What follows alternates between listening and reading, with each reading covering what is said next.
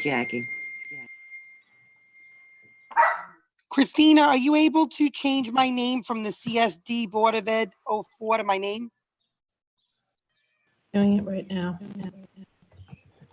Thank you, appreciate it.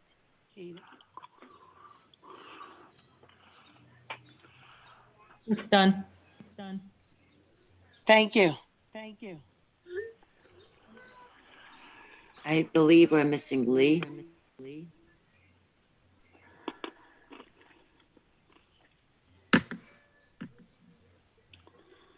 I'll send her the ID just in case. Thank you.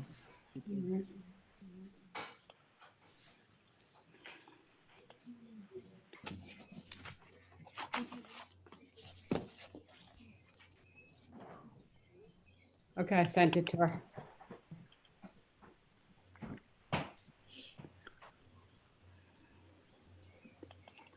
Thank you, Mary Jane. Welcome.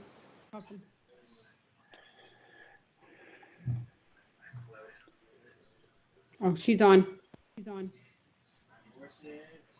She's on. We have everybody? Mark, you here?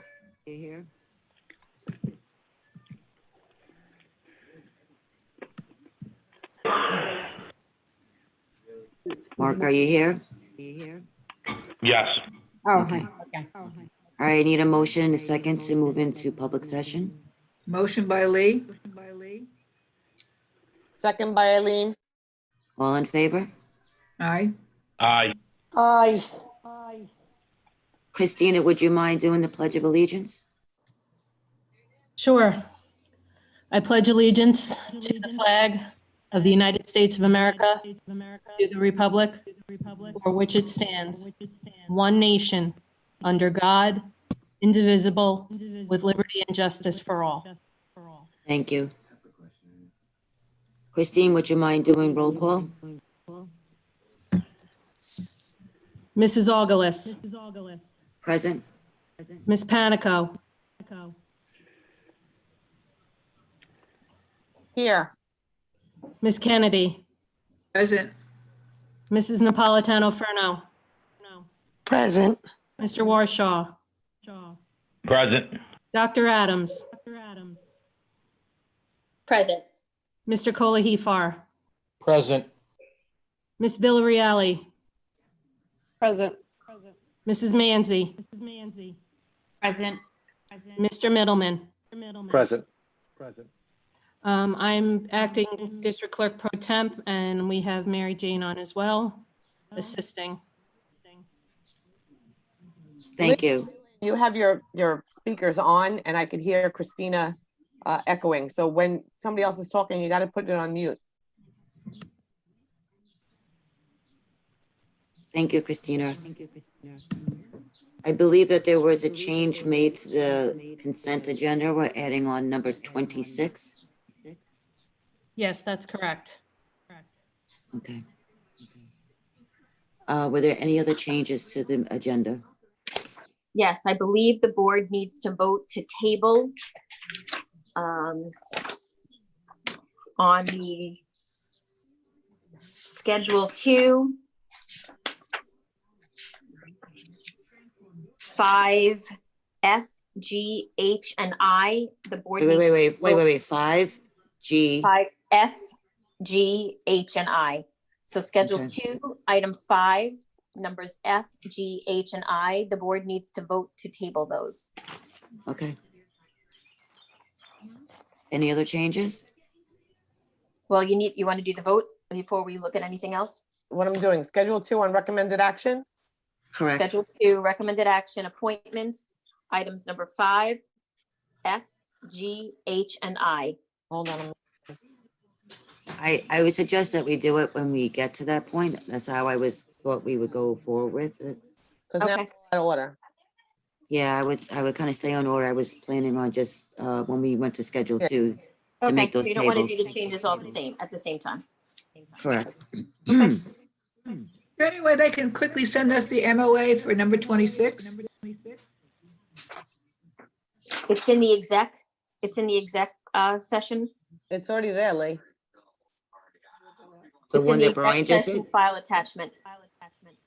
Oh, Brian put it in there already? I think Christina added it. on Okay. on Board Docs. I added the language, the resolution language that Brian sent over to us. Right. Did But it the say, actual MOA is in the exec session file attachment. It's the CSEA MOA. It's the first one. Okay. We're going to the minutes of the Board of Education meeting for June 2nd. I need a motion in a second. I I'll did- motion. Motion. I hate to say it, but I don't see it. I'm in an executive session. An attachment, Lee.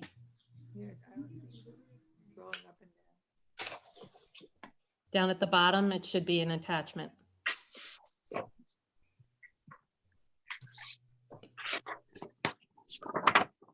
I'd like to finish my motion for the acceptance of the minutes of the Board of Education meeting for June 2nd. I motioned, I believe I heard Mark motion. Do we have an all in favor? I didn't read those. Aye. Can't say aye. So Eileen, are you going to abstain? Yes, because I didn't read them, so I'm going to abstain from that. Okay, do we have, Mark? Are you, accepting the minutes of June 2nd? Yes. Jackie? Yes. Lee? Yes. And myself will be 4, so we have 4 yes and 1 abstention. Moving on to conferring tenure, Linda, that would be you. Yes, with the board's approval, can I just read a short little statement about each teacher, or does the board not want me to do that? I would like to hear it. Okay. All right, so it's my pleasure tonight to present to the board a number of candidates for tenure. All of these folks have been through our very rigorous internship program, having been through our academy program for new teachers. And they have significantly impacted our children in Connecticut. So I'm going to begin with Kimberly Crocco.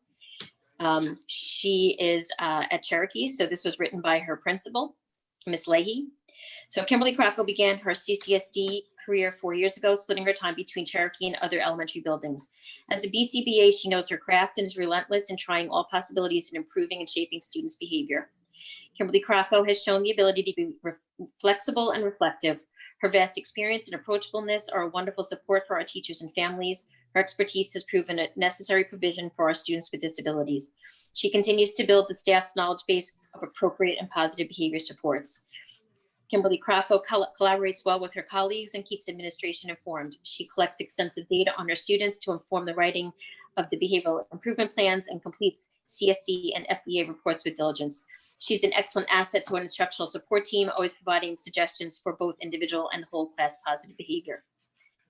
Also at Cherokee, Melissa Del Isola is up for tenure. She began her CCSE career at Cherokee as a substitute following her student teaching with one of our finest teachers. Soon after, she became a year-long leave replacement before landing the probationary special education teaching position. Melissa is an excellent planner, preparing lessons that are both challenging and reinforcing for her students. She creates a warm and engaging classroom environment. She nurtures and cares beyond the role as a teacher. She raises the learning expectations and gets results for our most academically and behaviorally challenged students. She volunteers for building activities and is also a mentor to former students. Ms. Del Isola collaborates well with her colleagues and continually refines her craft as a reflective educator. She has been a successful integrated co-teacher and now is a self-contained small class teacher. As a probationary special education teacher at Cherokee for the last 4 years, she brings much passion, professionalism, and love to our school community. Mrs. Kimball writes about Michelle Dominario, is a special education teacher who consistently presents herself in a professional manner. It is evidenced by the rapport she has with her students, staff, and administration that she dedicates herself to the well-being of her students. She began her career in 2016 as a leave replacement for a 15-1 class at Cherokee Street Elementary School. In this position, she demonstrated her desire to learn and master her craft. In 2017, our Connecticut students were fortunate to have Ms. Geminario join the Boston Elementary School community as a full-time special education teacher in a 611 class. She has demonstrated her passion and skill while working with the most challenging students. Her positive demeanor is contagious and creates a classroom community that is full of warmth and trust. This year, she joined the CAPS program at Boston and has become an integral part of the preschool team. She advocates for her students, is a team player, and collaborates well with her colleagues. She seeks out professional learning experiences, researches best practices, attends conferences, and shares what she learns with others. Ms. Geminario's performance is exemplary. She's an asset to the entire Connecticut community, but most importantly to the special education students and family that she serves. Mr. Moran and Ms. Hanoui write about Ashley Lefebvre. She began at Connecticut 4 years ago, hitting the ground running at the high school and hasn't stopped since.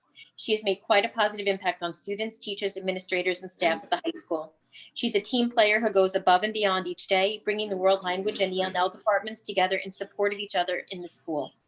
Ms. Lefebvre works collaboratively with teachers, sharing her expertise and knowledge of both teaching and technology. She's always willing to share ideas, participate in departmental activities, and provide leadership to others. She's a highly effective teacher, constantly seeking new opportunities and strategies to help her students succeed.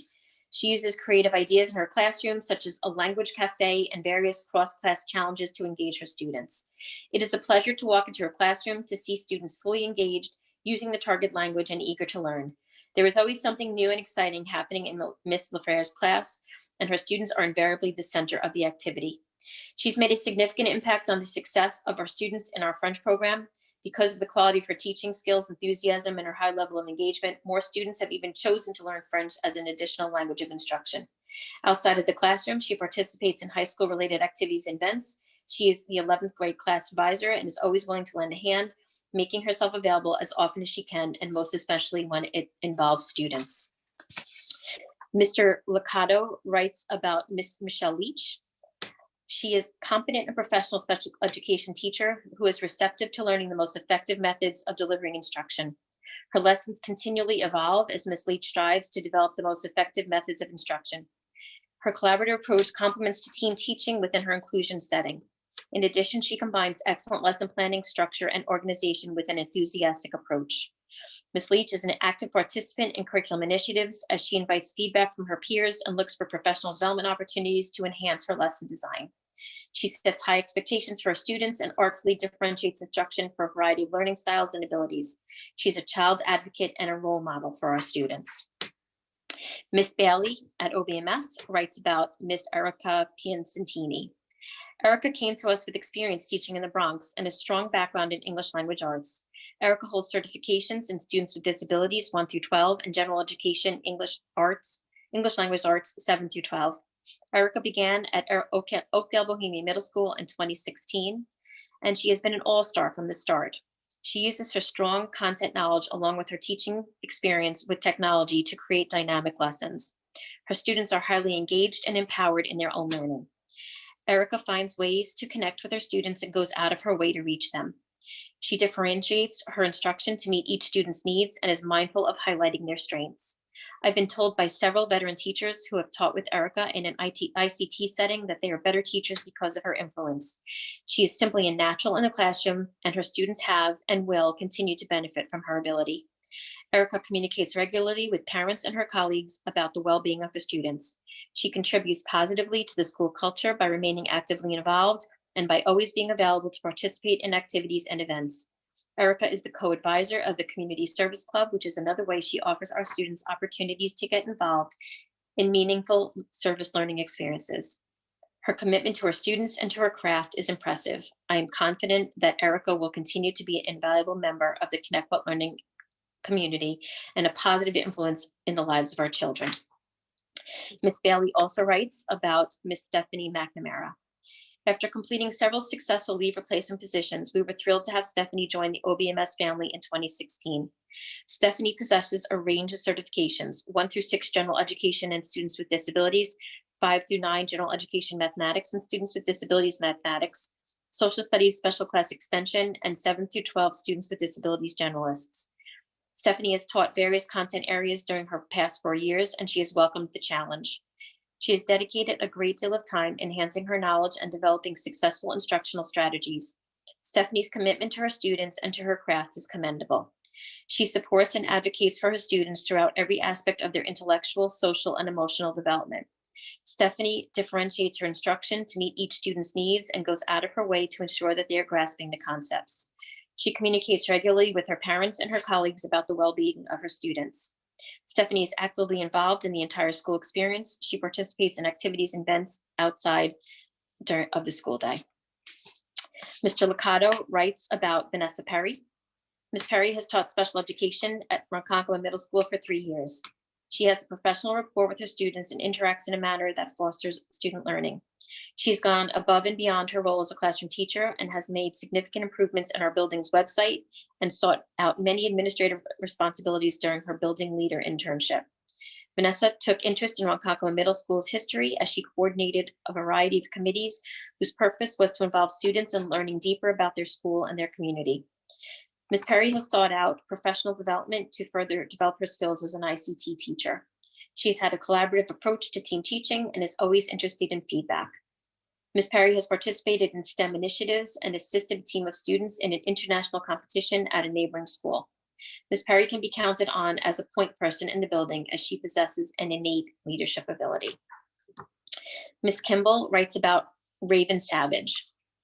As a special education preschool teacher for the Connecticut Alternative Preschool at Boston Elementary, Ms. Savage has provided a strong early childhood education experience for her students. Working collaboratively in an ICT setting along with her colleagues from SCOPE, Ms. Savage plans creative and differentiated lessons to support students' needs. She has excellent instructional skills and uses a variety of methods to support students in groups and individually. She has frequent contact with parents, keeping them informed of their child's progress as well as any concerns. Ms. Savage is knowledgeable about the CPSE process and effectively communicates her students' needs and performance levels with the team. She is patient and kind, building rapport with her students. She also has built strong relationships with the entire preschool team, earning their respect through her professionalism and contributions to the program. She collaborates with her colleagues about curriculum and events and communicates well with administrators. Ms. Savage is a respected faculty member at Boston Elementary. She's an integral part of the success of the CAP program of the district. She's an asset to the Connecticut Central School District and the Special Education Department. And finally, Ms. Bailey writes about Ms. Amanda Stabe. Amanda came to us with 3 years of teaching experience in Flushing, New York, and a strong background in mathematics. Amanda holds several certifications: Students with Disabilities Generalist 7 through 12, Students with Disabilities Mathematics 7 through 12, General Education Mathematics 7 through 12, Mathematics Extension 5 through 6, Severe or Multiple Disabilities Annotation, Students with Disabilities 1 through 6. Amanda began at Oakdale Bohemian Middle School in 2016. She was committed to continually learning and growing professionally. Amanda instinctually knows how to connect with her students, and as a result, they demonstrate good, consistent effort. Amanda supports and advocates for her students through every aspect of their intellectual, social, and emotional development.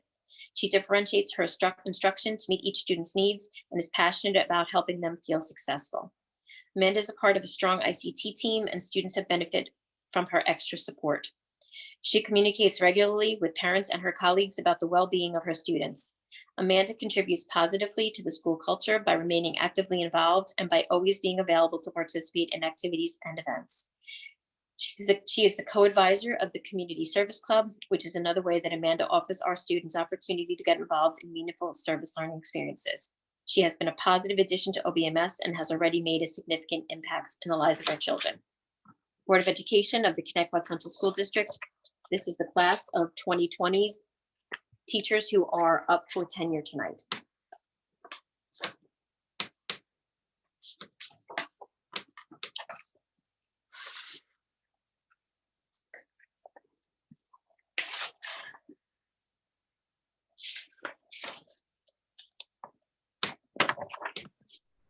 Thank you, Linda.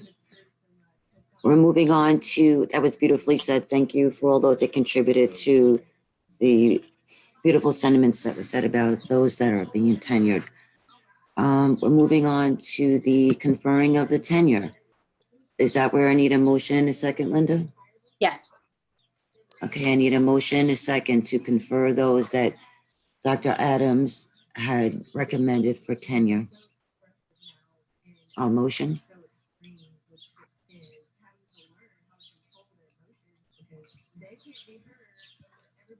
Is anybody else there?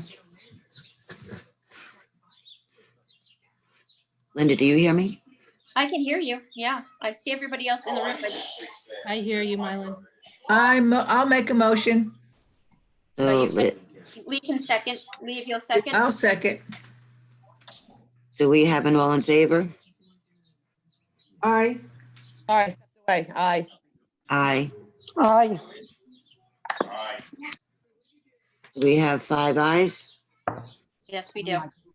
Okay, moving on to, Congratulations, to all the everyone. teachers who Just joined our team permanently as tenured teachers. We're blessed to have you in this community. thank you. I agree.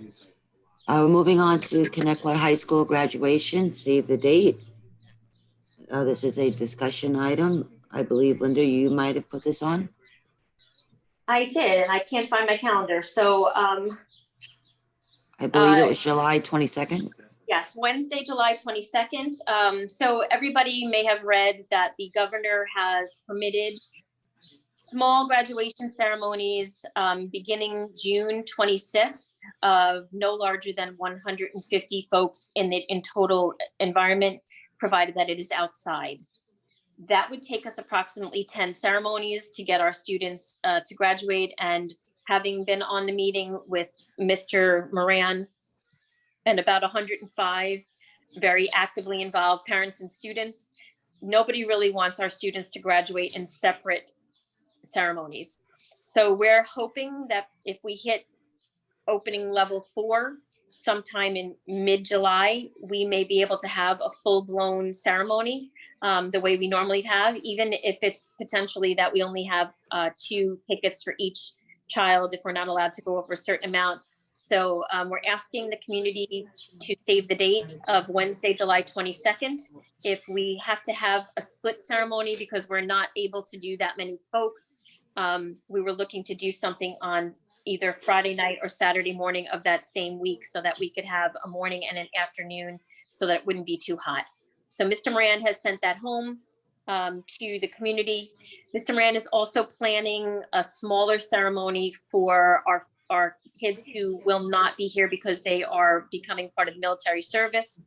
Unfortunately, we were looking to plan that inside, but we have some legal guidance that came out just today from the Department of Health in New York State that says inside gatherings can be no more than 10 participants. So Mr. Moran and I will have a discussion tomorrow as to how we can do something smaller outside, socially distanced, so that we can have something for those kids who will not be able to be with us in July. Just please extend an invite to the Board of Education to attend both ceremonies for July 22nd and also for our military students. Absolutely, we will certainly do that. Thank you. We're moving on to the Board of Education meeting schedule. Board members, do you have any questions or Yep. concerns on the dates that are provided? I do, Mylin. We talked about this a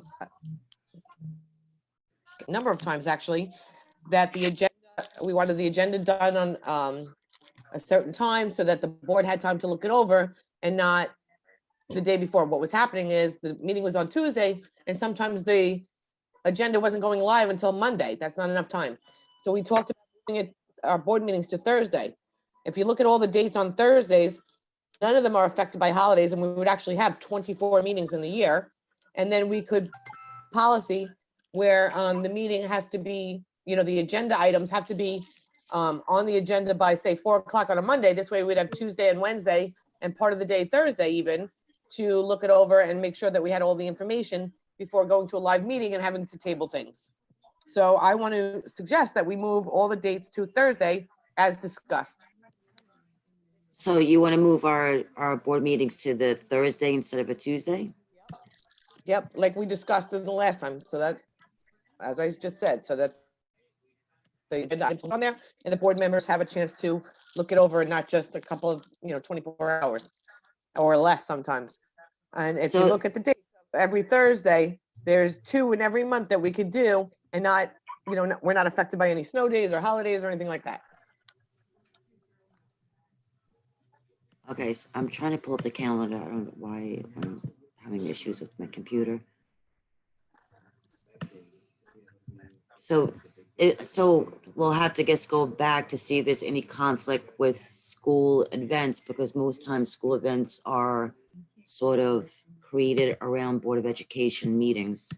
So we'll have to look back and see if Right, there's and any most- potential conflicts. Right, well, we usually do our calendar first. So, again, I looked at all the dates. July, you have a choice. You can do the 2nd or the 16th, or the 9th and the 23rd.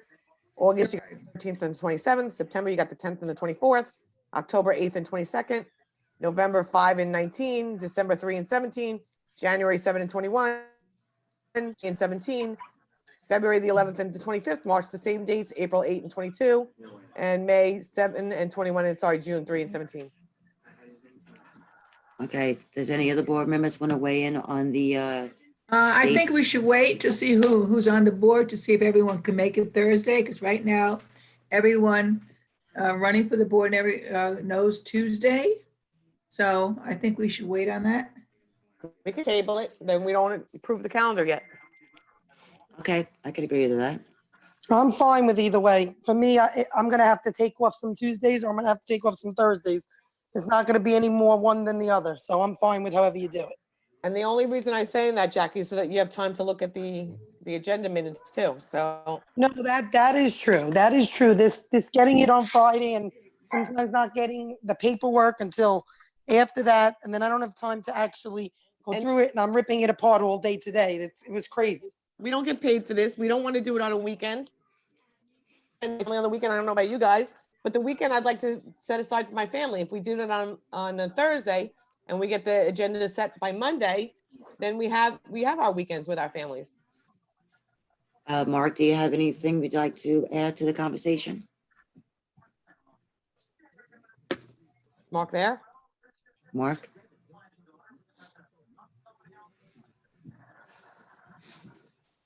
Okay, we'll table that. Let's move on to district-wide mental health staffing. That would be Linda. I just ask that we vote on having the reorg meeting on July 7th so that we can set that agenda. Unless you want to, you know, as Mrs. Kennedy just said, anybody who's running would know that it would be on that first week in July. So we just need a reorg date. You don't have to accept the whole calendar right now, but we do need a reorg date. Well, Okay, can we do that after the votes are counted? The reorg date is for the district, not for the voter, for the people on the board. They have to get things going. So are you asking to continue that Tuesday, the 7th? I don't have a problem with that. And I don't have a problem with the 7th or the 9th. I just need to have a date so that we can start building it's a very big agenda. I believe the 7th I could agree to. That would be fair. Fine with me. So let's take a motion in a second to vote for the July 7th as our reorg date, and we will table the rest of the calendar. Can I get a motion or a second? Motion? Second, All in favor? Aye. I'm gonna say no. Jackie? I am fine with just the one Tuesday, the 7th. Okay. Lee? Lee? Yeah, yes, can you hear me? Yes. Are you an aye for that? Just Yes. the July 7th? Mark? Yes. I don't know where Mark is. Is he on the thing? He's here. He said he's on mute. He is muted. I don't know. Hello? Mark, are you Hello? okay? Now We start can, up. Mark, are you Hello? okay? Hello? Can you hear me now? Yes. Yes. I Mark, was are you, off minutes also, so I don't know what's going on. Somebody put me on mute, but I'm okay with whatever you guys want to do with both things. okay, so we'll do July 7th and we'll table the rest of the calendar. All right, before we continue on, Who's? I just want to confirm. So we have 4 yeses and Lee, Eileen, you said no or you abstained? no, Okay, so Eileen is a no and everybody else is a yes. right. What did you say, Mark? what Lee said. But before Who you, keeps putting me on mute? I mean, why is this happening? huh? Why was I on mute before and I kept talking and talking? I don't know, Mark. Okay. All right. I don't have control of the meeting. I don't know who's in control. You're in control of your own little on and off button. He was not on mute on his side, Lee. What he's saying is someone else put him on mute. Oh, I didn't know they could do that. Host can do that, yes. Before we go on to public comment though, We're not going on to mental, whoa, we still have another topic. the We have mental, the district wide mental health staffing. sorry. Dr. Adams, would you like to start that topic, please?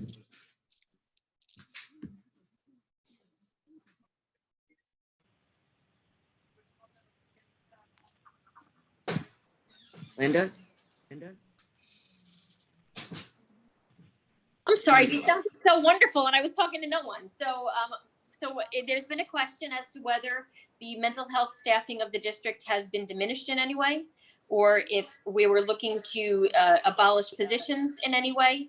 And I actually asked Ms. Santo, who is in the room with us as a guest, just to be here tonight. Since the 6 years that I've been in Connecticut, we've actually enhanced mental health across the district.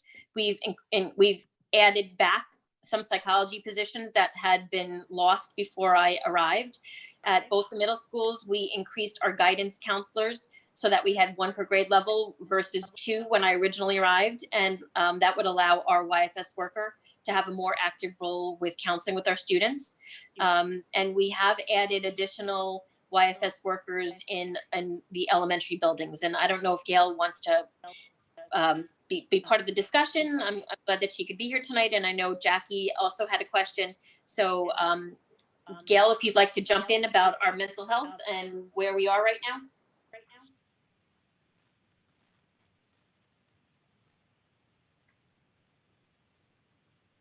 Gail, if you're speaking, you're muted as well.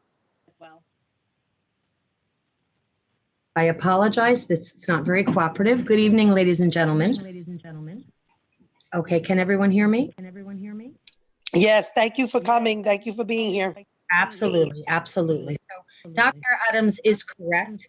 Our intent to our preventative measures was to ensure that we had both nursing staff, enhanced social workers at each of the buildings, and then also the increase of the psychologists as well. The word diminished this year, it does not pertain. No positions were cut. However, I will speak to the medical realm of mental health. Given the size of the school Cherokee, we had originally put on a 0.5 position because that building, as we all know, is sizable. In enrollment, it has approximately 568 students, and it only staffs, it's only housed by 1 nurse. So if you look proportionately, all elementary buildings have 1 full-time nurse. However, Cherokee is markedly the largest in size. So what I do is I have a 0.5 nurse assigned to that. Excuse me, no, I don't have a 0.5 nurse. Forgive me, that's the social worker. We had proposed that on the budget. So that building, while it's lost the assistant principal position, the nurse's health office is still only manned by 1 full nurse. Now, it is doable, but it's an arduous position. And if you can imagine, babies from K through 5 are less independent in their abilities to assess or to self-medicate. We have standing orders from the district physician, Dr. Gill. Students grade 5 and above are able to carry their inhalers, for example, and they are able even to use EpiPens under supervision, not for our babies. So while it's a misnomer that it's all Band-Aids and boo-boos for the elementary, it isn't. We have marked needs and we have children with medical conditions, and we have insulin pumps in district, all which require day-to-day monitoring. And when I say day-to-day, I'll even go so far as to say multiple times a day, because of course those students conditions change as the day proceeds and they're in need of food or some type of sustenance.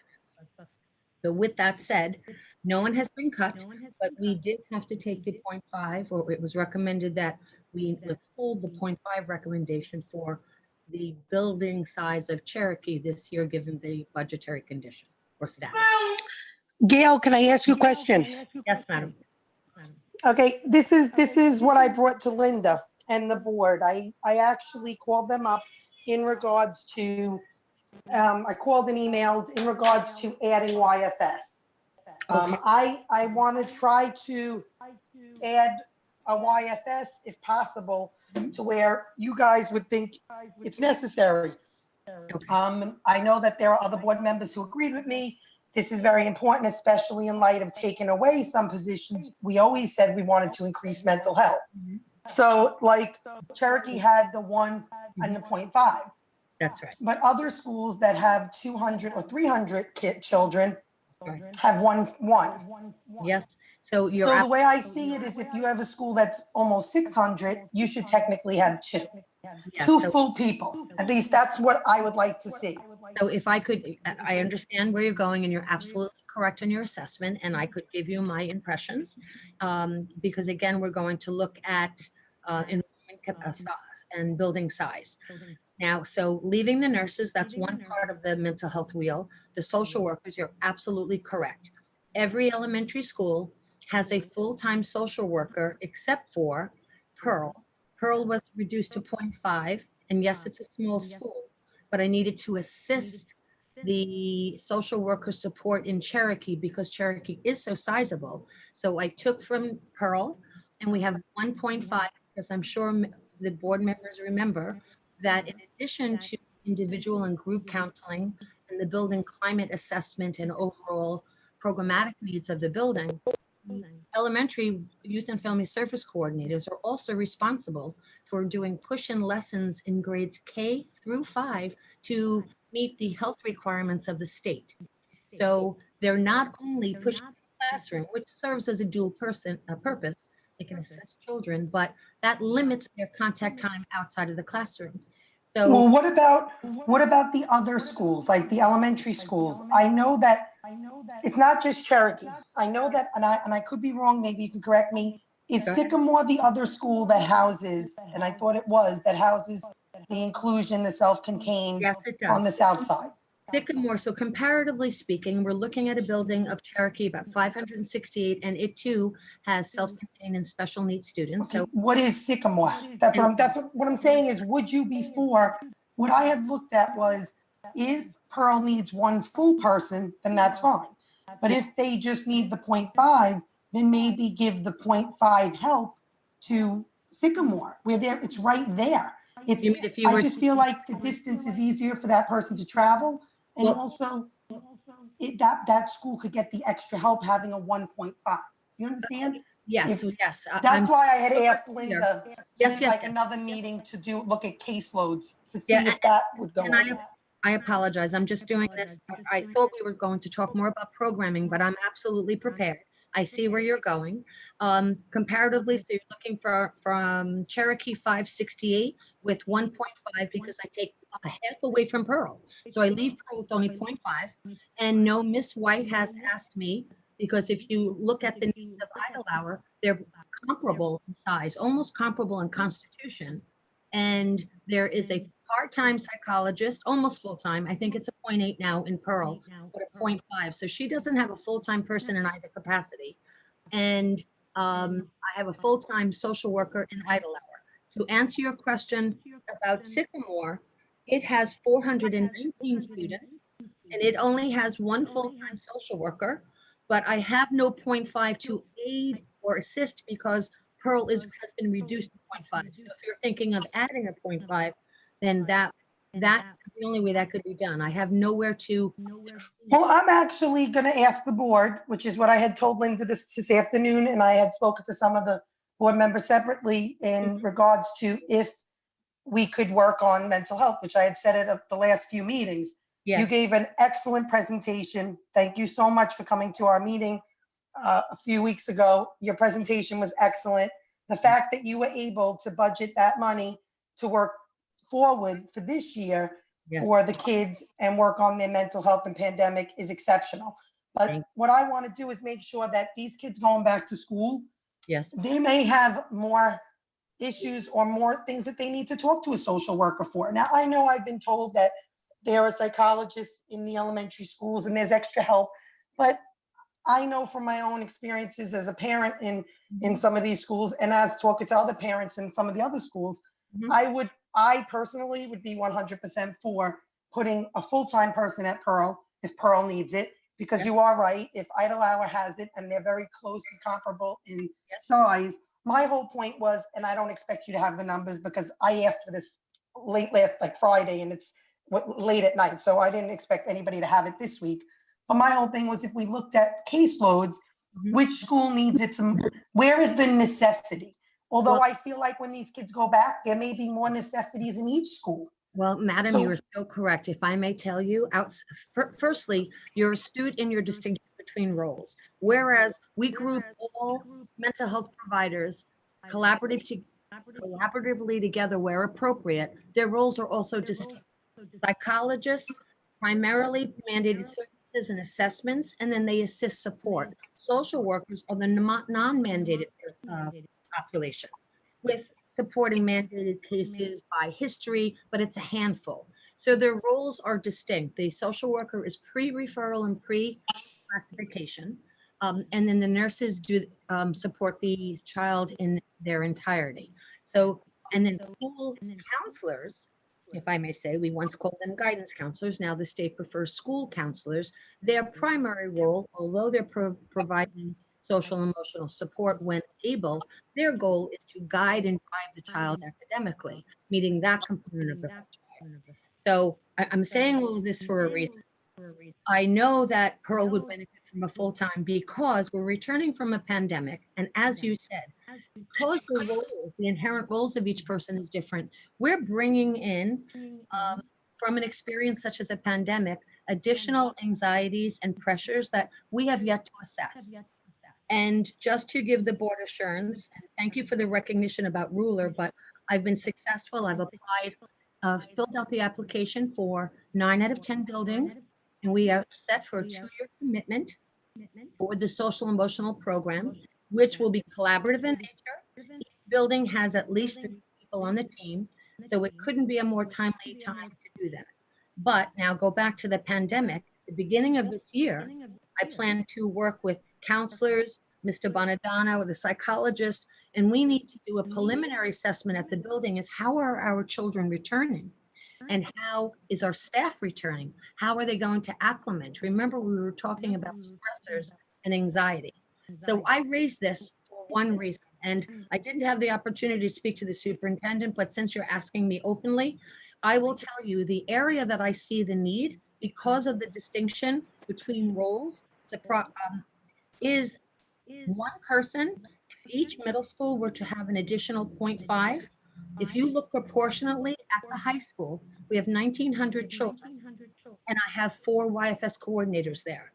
At a building of 711 and 615 respectively, the 2 middle schools, yes, we have school counselors, but they're academic and supportive in nature, but their focus is specific.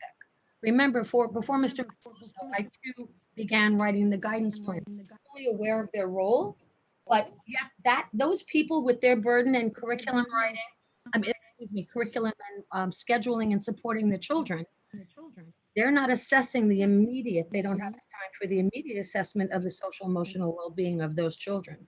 So one social worker to cover 3 grades, working in tandem with school counselors in this time, proportionately, I think is a large role to ask. So if you were asking what do I think would enhance the department, can we move forward? Yes. But if you were able to increase each middle school by 0.5, I think we would have more individual social emotional support at each grade level. The school counselors would be looking at the academic performance. And then if you look at equitably across the district, I'm not talking about burden of responsibility. I'm talking about the parity between contact time with students. One person with 900 children, you're more reactionary.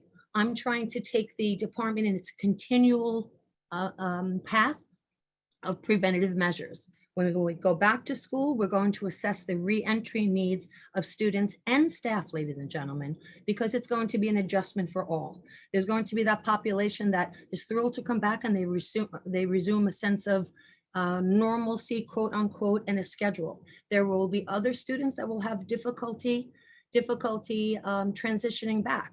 Furthermore, we don't know what type of schedule they've maintained for almost a 4-month period. So that structure is going to be transitional, and then any impacts of any regression, etc. That impacts the whole child.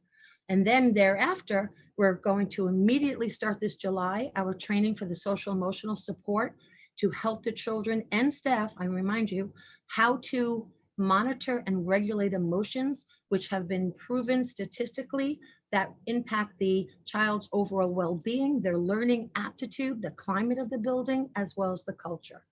So that is my presentation off the cuff of my head. So let me ask you, what exactly would your number be for the high school then? Because I would be 100% on board with High that too. school would stay as is. I'm requesting, if you could give me a 1.0 for the middle schools, 0.5 in OBMS and 0.5 in RMS, you would have now 1.5 social workers amongst 3 grade levels working on the social emotional needs of the children, while the counselors focus on the academic. That's more proportionately in line to what's being provided at the high school with. Well, that's what I'm saying. If at the high school level, we have we have a need for it too, because what you're saying is we only have 4 there. Yes, but if I had to 4, I have reassigned staff. We have some very interesting initiatives planned for next year. Okay. So I can manage with the 4 at the high school. I'm asking you my true professional opinion, and I'm sure the principals would concur. One person cannot do the same over 800. And if we know what the terrible tweens are like in the early teenage years, the children are in conflict. They're trying to be independent, yet they're opposing, and they want the structure as well. Right? Well, I'm 100% on board with you. I have a middle schooler. I know what you're saying.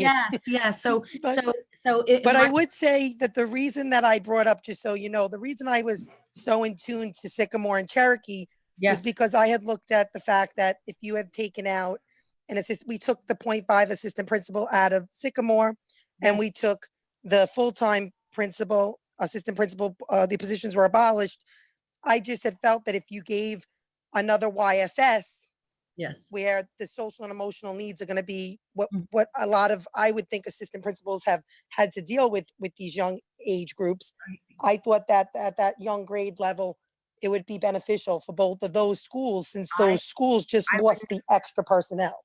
Excuse me, I would never disagree with you. I was just trying to be frugally responsible or fiscally responsible. If you were telling me what is my optimal need, because in all sincerity, I forgot 2 things. One, I've already met with the staff that has been assigned for next year. And we were talking about the programs that we want to roll out, or the initiatives, but also the impact, to your point, devoid of the dean's role, whom they worked in collaboration with, right? If there is a DASA complaint, then they would bring their findings to the dean would confer with the principal, and then ensure that a consequence was given. That networking is gone, and that 3rd AP is gone as well. So will that be felt at the service level, frontline, 100%? Because I don't want to have the community leave the impression that people will be scurried, it won't be organized, but it's less contact people and follow-up, less administrative contact and support for the staff.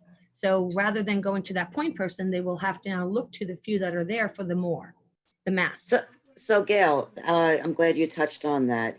So as of September, we're going to be missing our Dean of Students and 2 APs. So what I'm hearing you saying is that shouldn't we add additional staff because we're sort of down in one component, and maybe we should make up for it in another component? What I'm saying is, as far as the high school, I'm agreeing with Jackie that the staff or the building will feel remiss or devoid of both the dean. No, I understand that. So wouldn't that merit the need to hire more staff as far as YFS workers to sort of fill the void? For the high school? Correct. Would it take the burden off the current caseload? Yes, because Okay. because they are more reactionary than preventionist, and I'm trying to shift that to no fault of their own. There are just so many students. All right, with- and my other question is too, Yeah. so based on the per capita, if we look at Cherokee, we look at Sycamore, so Yeah. per capita for OBMS, RMS, and at the high school, would those per capita numbers align? No, so I would recommend an addition of 0.5 to each of the middle schools. And the only thing I neglected to say, ladies and gentlemen, because Sycamore and Jackie and Mylan, to your respective points, because Sycamore is so large, Miss Michelson, my social worker assigned to that building, is not able to meet all. No, I'm sorry, I should have elaborated a No, bit. what I'm saying And is. this is what my question was with the intent of putting in the additional 0.5s. So I should really probably back up with what I was saying. So Oh, I with the missed it. additional, the 0.5s, Mhm. does it now align with per capita? I'm sorry, I should have opened with saying that. No, that's okay. So the 0.5s at where? In the middle school? Yeah, when we add the 0.5s. Each of the middle school, yes. And then to Jackie's point, what I neglected to say is I pull Miss McNally from Idle Hour for 2 days a week to assist in the health instruction at Sycamore, because Sycamore is so large with its actual population and then special support. One person cannot do both, so I pull and make it open. You see, so I pulled from Pearl, I pulled from Idle Hour to support the larger building. So if you're asking, would each middle school benefit with the 0.5 to each? Absolutely. Are you looking to have parity and Oh, support? no. I support the 0.5s. I would just wanted to make sure by adding those additional 0.5s, does it balance all our, so I see that our elementaries may be balanced. Again, from what I'm hearing, what you're saying, we'll probably know more in September, and there might be a possibility, of course, adding more staff. Okay. If we're looking at the middle school, if we're looking at, middle school per capita towards the high school, are Yes. we aligned with our staff per ratios? That absolutely would make it aligned Okay.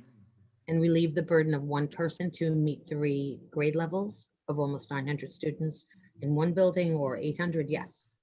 But it sounds to me that we also need to add staff to the high school. And it sounds to me that we possibly may need to add 2 additional YFS to the high school.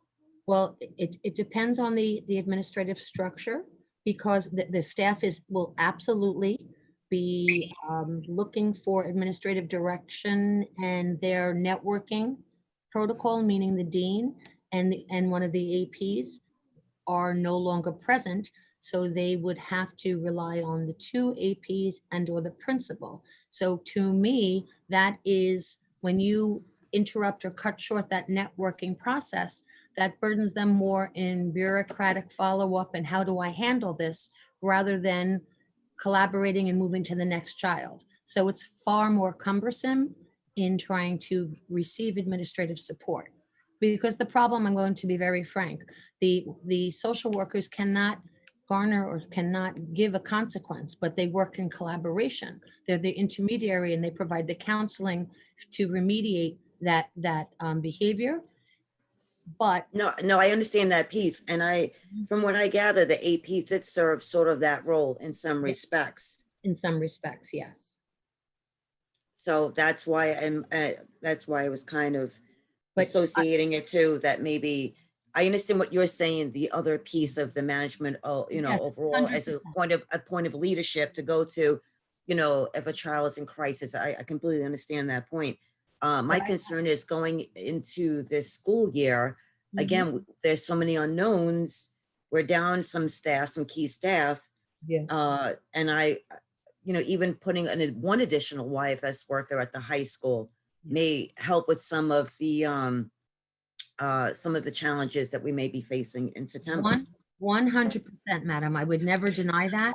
I would be for that too, but I also want to make it, make it clear that we have no idea yet what's going to happen in September.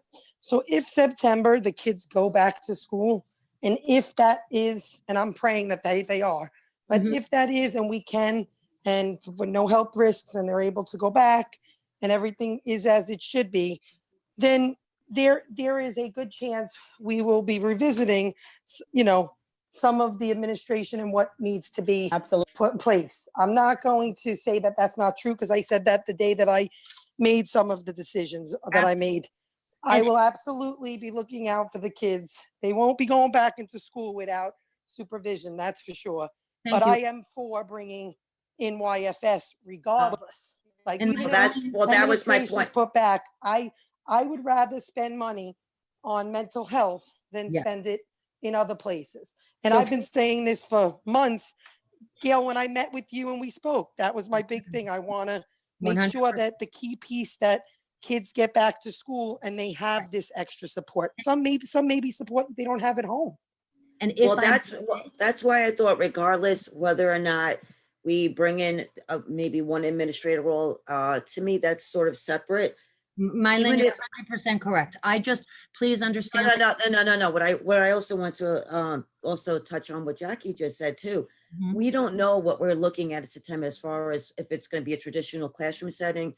Are we looking at hybrids? We really don't know. But regardless of what that model is, I think it's important that if we do hire a person or two in any of our buildings, to have them at least touch base with kids, so that, sort of set up a schedule to talk to children every day, whether they're on the spectrum or not, just so that there's, this communication there, that there's people, the kids know that, hey, if you're having any difficulty, we're here for you. Just touching base, introduce yourself. Mylene, you couldn't be more correct. This entire process that we've all experienced as a community has impacted all. If you even look at, assess your own disposition, are you sometimes more short-sighted? I'm talking about myself, because this has been a marked change to our existence. We're confined, we're told what we can do and what we cannot do. So if I may say, I had no other agenda other than explaining the networking that the staff does with the administration. However, if you were to ask me pointedly, Gail, is this impacting the caseload and the responsibility of the remaining 4 social worker? 100% emphatically yes. Because, as I said before, I don't want them to be reactionary. I need them to be more of a preventionist. They're very skilled, they're very astute, but when you have a building that size, I want to get ahead of the curve. That's why we're bringing the assessment to the greatest extent possible. So yes, that would help the high schools. The middle schools would need to be, for parity's sake, increased by 0.5. And if you could get the 0.5 for Cherokee and Sycamore, so I can return the support to Idlehour and Pearl, then you would have complete symmetry, for lack of a better word. Gail, I just want to say also, and Mylene, I don't know if I told you this, the YFS workers that you have working are doing an excellent job. I Thank know as a parent myself, they've actually called and checked on the kids. Yes. I know that my neighbors have told me, and people on my block and people in the neighborhood have all said to me, they've gotten the phone calls. They've kept up with checking on them once a week, once every 2 weeks. They've been exceptional. And I really hope they know that we appreciate it. They do, and I tell them repeatedly, and I'd also, they even go so far as to donate their own time. Now, the district, and thank you to the Board of Ed and central office, that foods were available in the cafeteria on Monday and Wednesdays for parents to pick up. But we had many families that weren't able to get the transport to the district.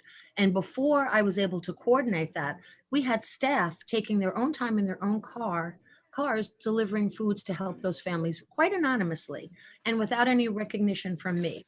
And then additionally, now I've even reached a community member company came to me, and they would like to remain anonymous, but I'm going to send them a letter of appreciation on the district's behalf, and I'll share it with you, but they'd rather remain anonymous because they're very stellar and they truly give for no other reason but to be generous.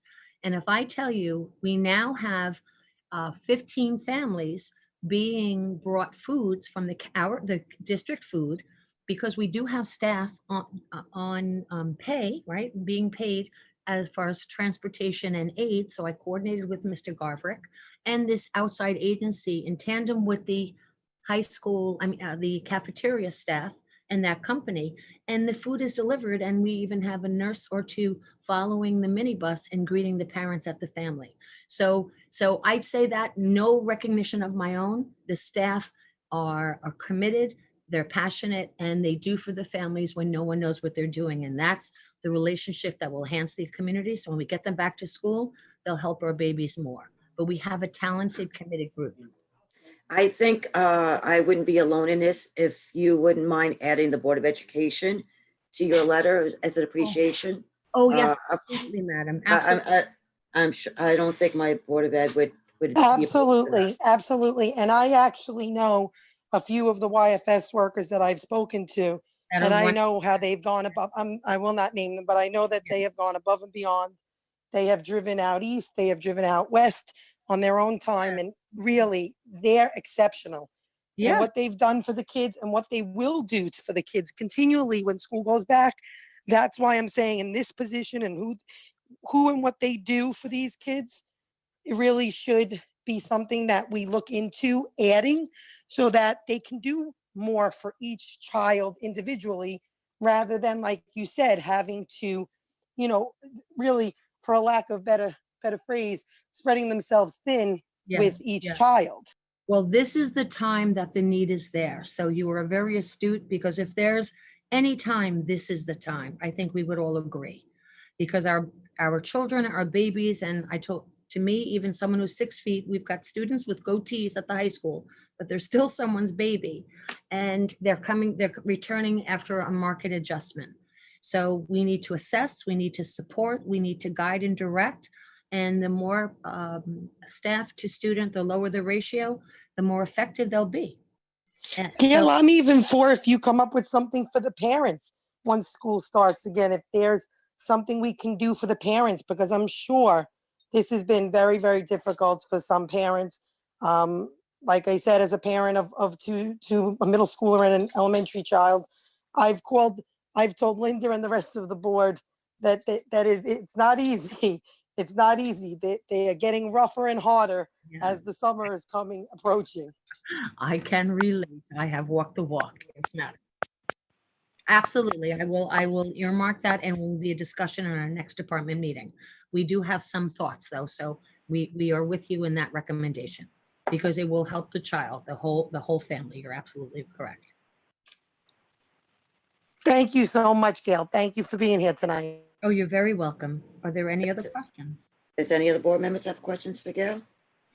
No, Gail, I think that what you said is very informative, and thank you so much. Oh, you're very welcome. And if I may just say again, when I send you a copy of the letter, we just can't say thank you to that company publicly, but I'd like you to know who it is. The family deserves the recognition, maybe privately, right? Absolutely. Please add our name. Absolutely. Thank you. Thank you for your time. Thank you. Thank you. And thank you for all you're doing for the kids of Connecticut. Thank you. Thank you, Gail. Greatly appreciate it. Okay. Okay, so we're moving on to public comment. No, wait, Mylin, I know Jackie wanted to bring something up tonight. Oh, okay, I sorry. want a motion. I made a mistake and I take ownership. I did some research. I spoke to, like I said, a bunch of yous, and I did get the information from other districts. I did get the brochures. I did see what positions, and across the board for Long Island, they do have a curriculum assistant super, and they do have the assistant super of business as two key positions. So I would like to motion to reinstate the position of assistant superintendent of curriculum and instruction. I can motion to that. I'll second motion to that. So You have we to have ask a for that to be a motion. revote first. I would like it to be a revote. Since I was one of the no's, I'd like to vote it and change my vote to a yes, to keep it. So you need someone else that voted to get rid of him to also agree with you there, so I'll second that. Thank you. And now we can Eileen. revote. So here we go again. We're changing votes. Is that what you're saying? Well, just for the curriculum, assistant superintendent Mark, curriculum, and I that made a was, mistake and I own it because I did some Whatever. research. Whatever. Just do what you're doing. Do whatever you Okay. want to do. Just whatever. Okay, well, that's what I'm doing. I'm so going you want to to, vote to bring the position back, right, Jackie? just that position for right now, Just that one absolutely. position, correct? Yes, I And feel that it's a was key because after all position. that research, After I did you the realized research that- and I sent yeah. it to you guys, I sent that I had West Yep. Islip showed it to me. And some of the other school districts, Oyster Bay, I looked into Sachem, I looked into a whole bunch of different ones. I've Right. done my research and it's one of the positions that I'd like to bring back. I admit when I make a mistake. And, I think I think I made a mistake too. being new, I'm still learning. And let me tell you, I'm thinking that it's going to take all 3 years to learn. But you Yeah. do, no, it does. It takes a while to No, I know. actually get your I'm bearings. here But 2 years, I know. But I do want to bring the position back. I do think that the person in the district in the position is an excellent person, and I want him with us for the new year if he'll stay. Agreed. So, Mylene, you have to ask for everyone to vote on it now. Okay, so I need a motion, a second, to reinstate the position of assistant curriculum for education. Assistant Superintendent of Curriculum, and Linda, what's the actual title? So we don't screw this up. The Assistant Superintendent of Curriculum Instruction. Okay, so I'd like to take a vote to reinstate the assistant superintendent for curriculum and instruction. All motion. The position, and then the Position. person. Do we have to do the person separately? Or no, that's automatic, Linda? We're reinstating. He automatically gets that position because. That's what I thought. Okay, so we do it as the position, and then he automatically gets it back. Okay, Correct, yeah, I mean, if it goes through. Right, the position. So is I'll make a yes. motion to do that. I'm going to second that. All in favor? Aye. Aye. Lee? Lee? Come on, Lee, you should be a big eye on this one. Mark? I think Lee is muted by the host. Can you hear me? Can you hear me? Yes. I'm a definite Yeah. I'm aye, you staying. know that. Mark? Abstaining. Okay. I'm not an aye. Okay, so we have 4 yeses and 1 abstention. Okay, so let's move on to public comment. Christina, do you have any questions from the public? I do. The first question is, due to class size averages, is there a need to add another section of 5th grade at Cherokee Elementary School? What are the numbers on that one? Because we like, especially with the pandemic, the numbers have to be low.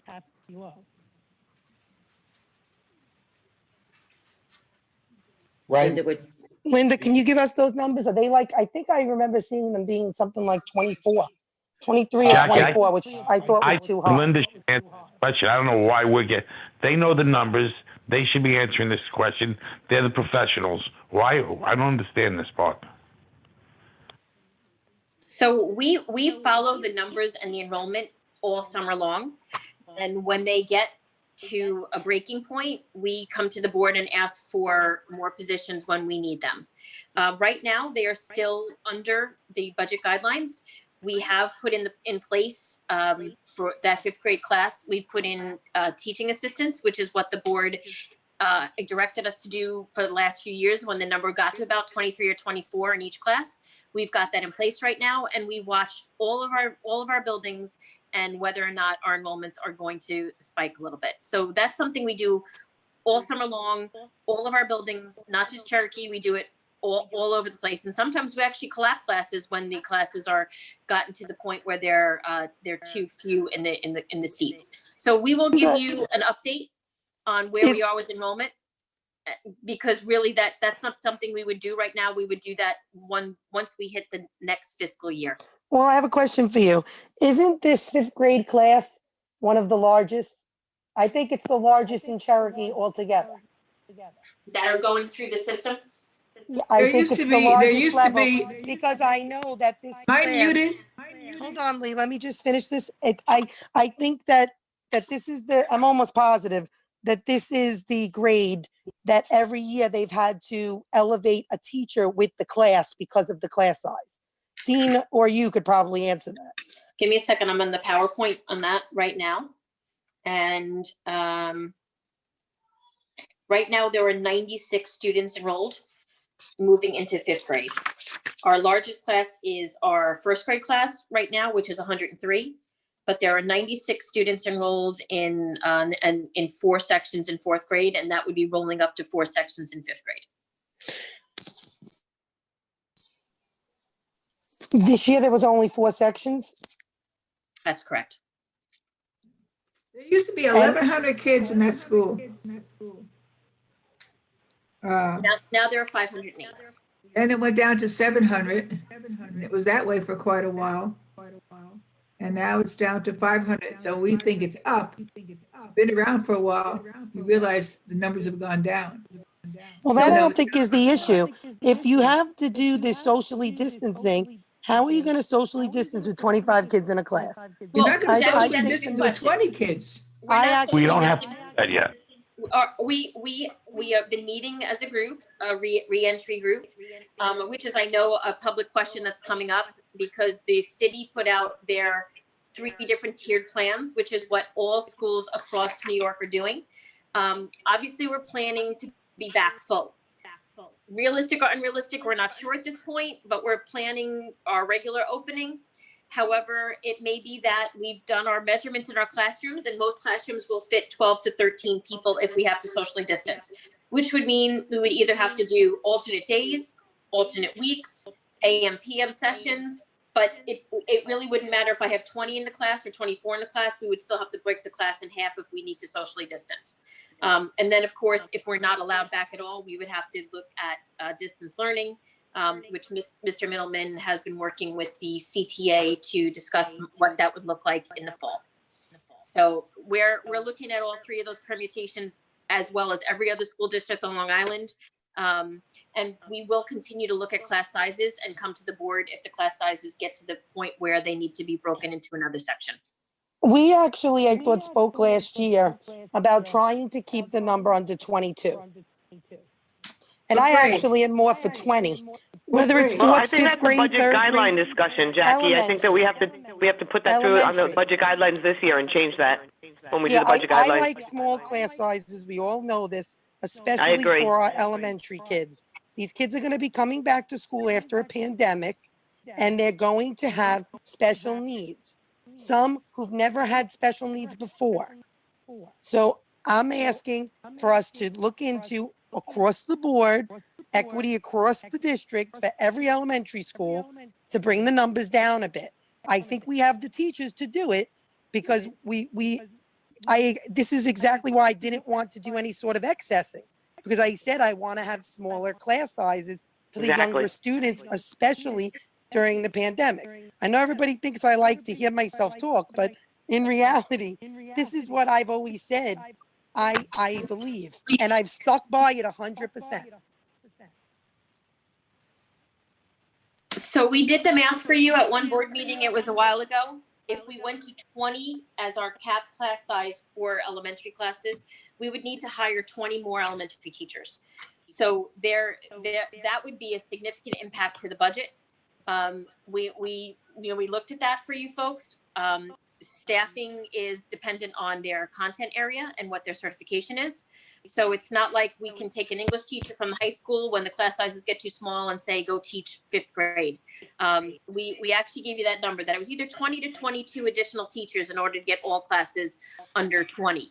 And in this fiscal area that we're in right now, and it doesn't match the budget guidelines, which I know Eileen just said, if we were to go to budget guidelines of every class size under 20, it would be a significant increase in the teaching staff at the elementary levels. And I'm not even sure that we have enough classrooms. So we would have to really look at how that might work. But we did speak about that, you're right, Jackie, months ago. And we said 20 to 22 additional general education elementary teachers would need to be hired to fill that Well, lower can you guideline. actually do Well, this that is- again for our budget then? Because I want to see it. I want to see And going down also, to 22. Linda, would this? Because, hold Oh, on one second. okay, I'll Eileen. wait. What happens? Okay. I'll be done in 1 second. what happens with schools, and I've seen this happen in my own children's classes, when they have extra kids that enroll a month or two later. Now a teacher goes from having 24 kids to 26, which is what happened last year.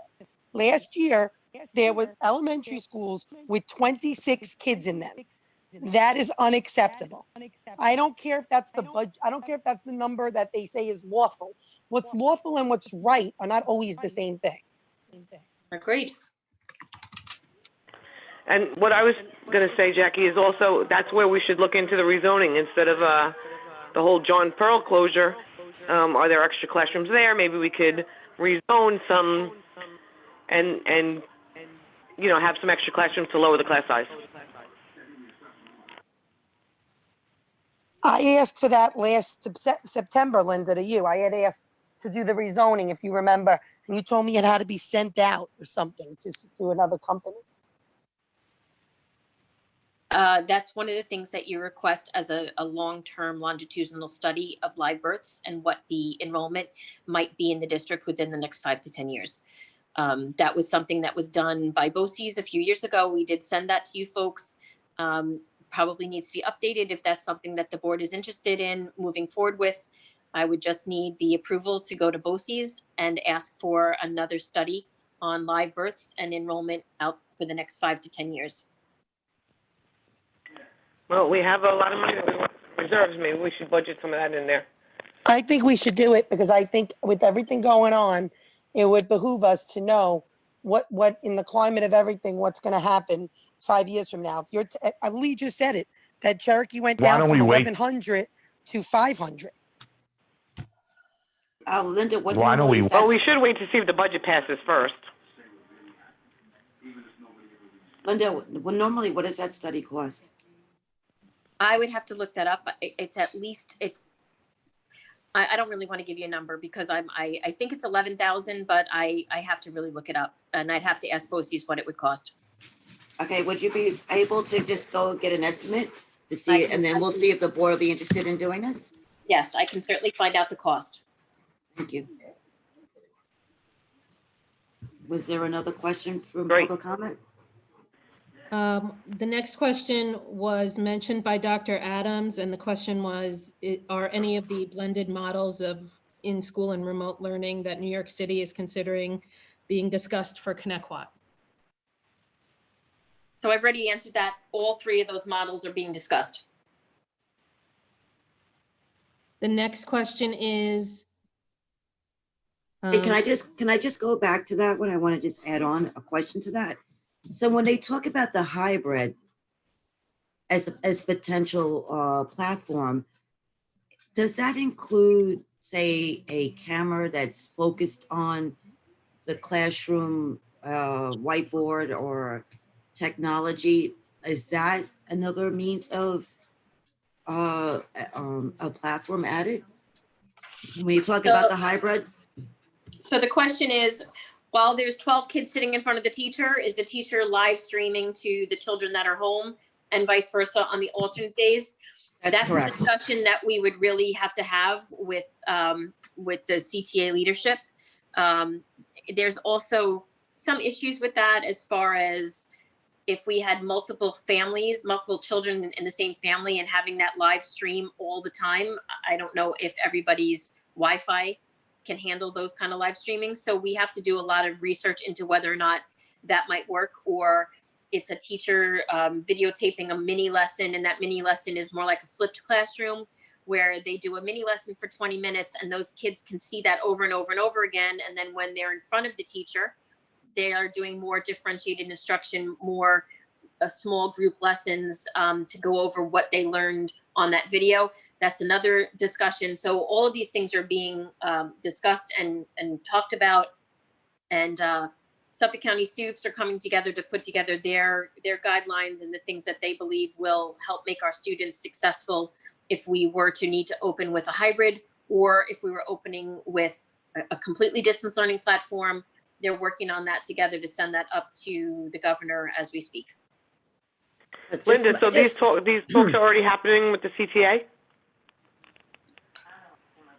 I'm going to ask Mr. Middleman to have that discussion. So first, thank you for the revote. I greatly appreciate it. Welcome back, Dean. I'm glad to have you. Thank you. I'm glad to be here. So we've had conversations about closing up the year. We have not yet started the full conversations regarding what September will look like. In the last correspondence that I had sent you regarding the professional development that's currently going on, we are leaning more towards hybrid models to be able to have our teachers have that seamless transition from in-person instruction to remote instruction, so that we wouldn't have to lose similar to what we lost this past spring. So that's the direction we're starting to go, and those talks will start as soon as the year wraps up a little bit more for us, which is probably next week. But I will have updates periodically for you as we go forward. So I have a question regarding the hybrid. If I'm hoping that's not going to be the platform. In some cases, this may work on the secondary level. I honestly cannot see how this will work on an elementary level. We have parents, sometimes two families that are working. We're going to have childcare issues. Are we going to extend scope for those that parents are now going back full time, and we're looking at a hybrid? I mean, I'm sure that there's different dynamics to this. I just can't see how on an elementary level this can potentially work. And I and I sent think that's something something. Yeah, that's something when we look at the different ages of our learners. That's something we definitely have to take into account. Is a hybrid model or a more remote model may be better for our secondary students as opposed to our younger learners. So it's something, I just want to say that everything is basically on the table as we're moving forward, trying to create the best environment so that it's good for our students, it's good for our families, and it's good for our teachers. I sent something to you guys in an email, and in regards to Suffolk BOCES, and I know you got back to me, Linda, but I thought did anyone look into to see if any of that had any truth behind it? Do the children have to wear masks and for this summer? Because these are children with special needs too. I thought that was crazy. So I sent you back what the CEO, Dr. Lutz of BOCES sent us. She is following the CDC guidelines and the New York State Department of Health guidelines as to what they're what they're saying is the best thing for our students in the ESY, the extended school year program. So And how are we not fighting that? How are we not writing New York State and writing the CDC to let them know? I mean, you guys would know better than me as an educator. How do you expect a child who has possible autism, who doesn't speak, who's nonverbal, is going to now wear a mask? Can't leave their seat? Linda, I also sent you an email about that, and the answer from Dr. Lutz was not very filled with any solutions. So we really do need to know what we're going to do for these kids. I mean, there's a lot of things with them. So what they're doing versus what we're doing, we're all following the same guidelines, and the guidelines that were also given to us by our legal counsel talks about students being encouraged but not required to wear face coverings, especially in the summer with the students with special needs. Some of the part of the summer program would be to help them figure out how to keep a mask on if that's even appropriate. So there's no suggestion that students need to be required to wear their face coverings. The staff must wear a face covering or an alternate PPE when within 6 feet of others. So when they're working in a small group with children and they're closer than social distancing protocols, they would be mandatory, the staff, but not the students. So that's the exact same guidelines that Eastern Suffolk BOCES is following with their ESY programs as we're following. What about like the air conditioning? I heard that they can't have the air conditioning on, the windows open. No, that's completely. It says ensure proper ventilation. How do you ensure proper ventilation if you Right, don't that's have what I air thought. conditioning ventilation? So I don't know where that original came from, but that was not from BOCES. They have yet to send out what their I think that was the CDC guidelines. No, well, that was actually a parent. A parent actually, I spoke to a parent and a parent did post it on Facebook. And like I had said, I mean, I have to say this, a guideline is just a general rule. It's just a piece of advice. Guidelines are not something that's a law. There is a difference. So although the CDC and we're getting stuff from the state that says it's a guideline, we need to decide if that guideline should be adhered to or utilized or not. Because some of those, Is there any legal are- ramifications if we don't follow the guidelines? That's So- what I was thinking too. Is there, but also Linda, I just wanted to touch on, my grandson has sensory issues. He cannot wear a mask. So we're going to have children, elementary, secondary level, that do have that sensory that will not wear the mask. Correct. But going back to the PPE, so are we supplying, is the intent to supply fresh PPE every day? So that's an interesting question. So we are mandated to supply PPE. It does not need to be brand new every day. It could be a face covering that could be washed. And as an employer, we're mandated to supply it in the form that we determine is the best. I know that Ms. Santo has been working with her nurses and with Dr. Gill, who is the district physician, to determine what is best for our students as we re-enter in ESY first and then in September. They don't believe that giving students something that's reusable may be appropriate. But we also know that when we move into the ESY, we do have kids, many with sensory issues. And again, the guidance says encouraged, not required for students. So that's what we're working toward. And, Dr. Lutz said to me quite clearly that she has not sent out anything to parents saying what the guidelines they are following are going to be, because they only just determined on Friday that they may be able to have enough staffing to actually do the program. So it was a little premature that the parent thought that she had gotten some guidelines, and those guidelines were certainly not the guidelines that Dr. Lutz expects to follow. She expects to follow the CDC guidelines, which talks about ensure proper ventilation, not keeping windows closed, social distancing of at least 6 feet where you're not wearing PPE. When you're in a smaller group and you're closer, you need to wear PPE, at least the adults. So all of that was premature on behalf of that parent. So I'm not sure where she got that information from. But we did put $1.8 million in the budget for that, correct? Yes, we did. Okay, good.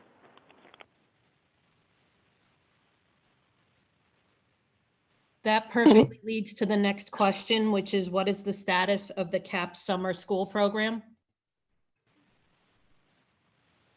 So, Mrs. Manzi, would you like to answer that question? Sure. Since learning about a little over a week ago that Governor Cuomo would allow us to do in-house ESY, we've spent the last about week reaching out to staff and students alike to see if we can provide in-school summer school. And it appears at this point that we will be able to do that. We're in the final stages of planning and making sure we can properly staff it safely. We do believe we will be able to come out to parents on Friday, offering both a virtual and an in-house ESY program for both CAPS, which is our preschool, as well as our special education students K through 12.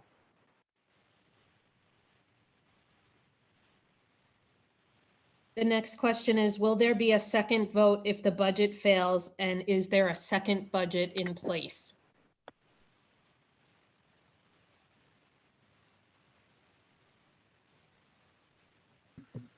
Hello? Whether there will be a second budget vote is going to be a Board of Education decision. And I'm not sure that you folks may want to answer that until after the results are tabulated. That's completely up to you, though. Well, what is the governor's guidelines? I think that's what people really want to know, because originally I thought that there was no way to do a second vote because there wasn't enough time, because you only had 1 week. And that was before he did this pushing of it a week forward. So I thought Correct. it was automatic right to the contingency as per the governor's executive order, because you only had the 1 week to reestablish what your budget would be and get it voted on and get the ballots made and all that prepared. You're correct. And then he changed that. So now he's got an executive order that basically says you can have a second vote if you'd like. And it will be no sooner than July 9th. And he has not given the exact date. He was looking at that week and the next week. So it is possible if the board determines that they want to move forward with a different budget or the same budget or re-vote on the same budget. But as I said, you know, after he did change his guidance, Jackie, and at the last minute, of course.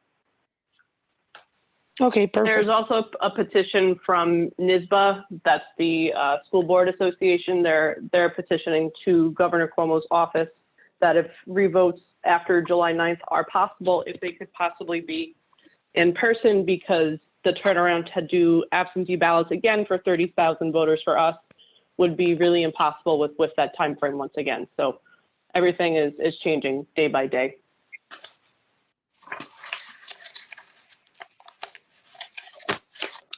Thank you. Is there any further questions for public comment? I have nothing else. Okay. Let's move on to Schedule 1, resignations, terminations, leave of absence. Need a motion and a second. A motion? Motion. All in favor? Aye. Aye. Lee? Jackie? Aye. Eileen? Lee and Eileen? Aye. Okay, so we have all 5 ayes in? Mylan, do Okay. you mind if I just take a moment? Because generally at this meeting, we say goodbye to the folks who are retiring at the end of the school year, and they have had such a large impact on our community. If I could just have 2 minutes to just read their names and thank them for their service. There's people retiring from every single department. If you wouldn't mind just giving me about 2 minutes to read their names. It's up to you though, of course, if you want me to hold off and not do that tonight. Absolutely, please do. So in our administrative ranks, Miss Patricia Murphy, who has been the AP at Cherokee for a significant amount of time, is retiring effective June 30th. The next few people are teachers, so I'm just going to give their department and their building, and I really can't thank all of these folks, including Miss Murphy, for their hundreds of years of service, the impact and the positive impact that they've had on all the lives of our students in Connecticut.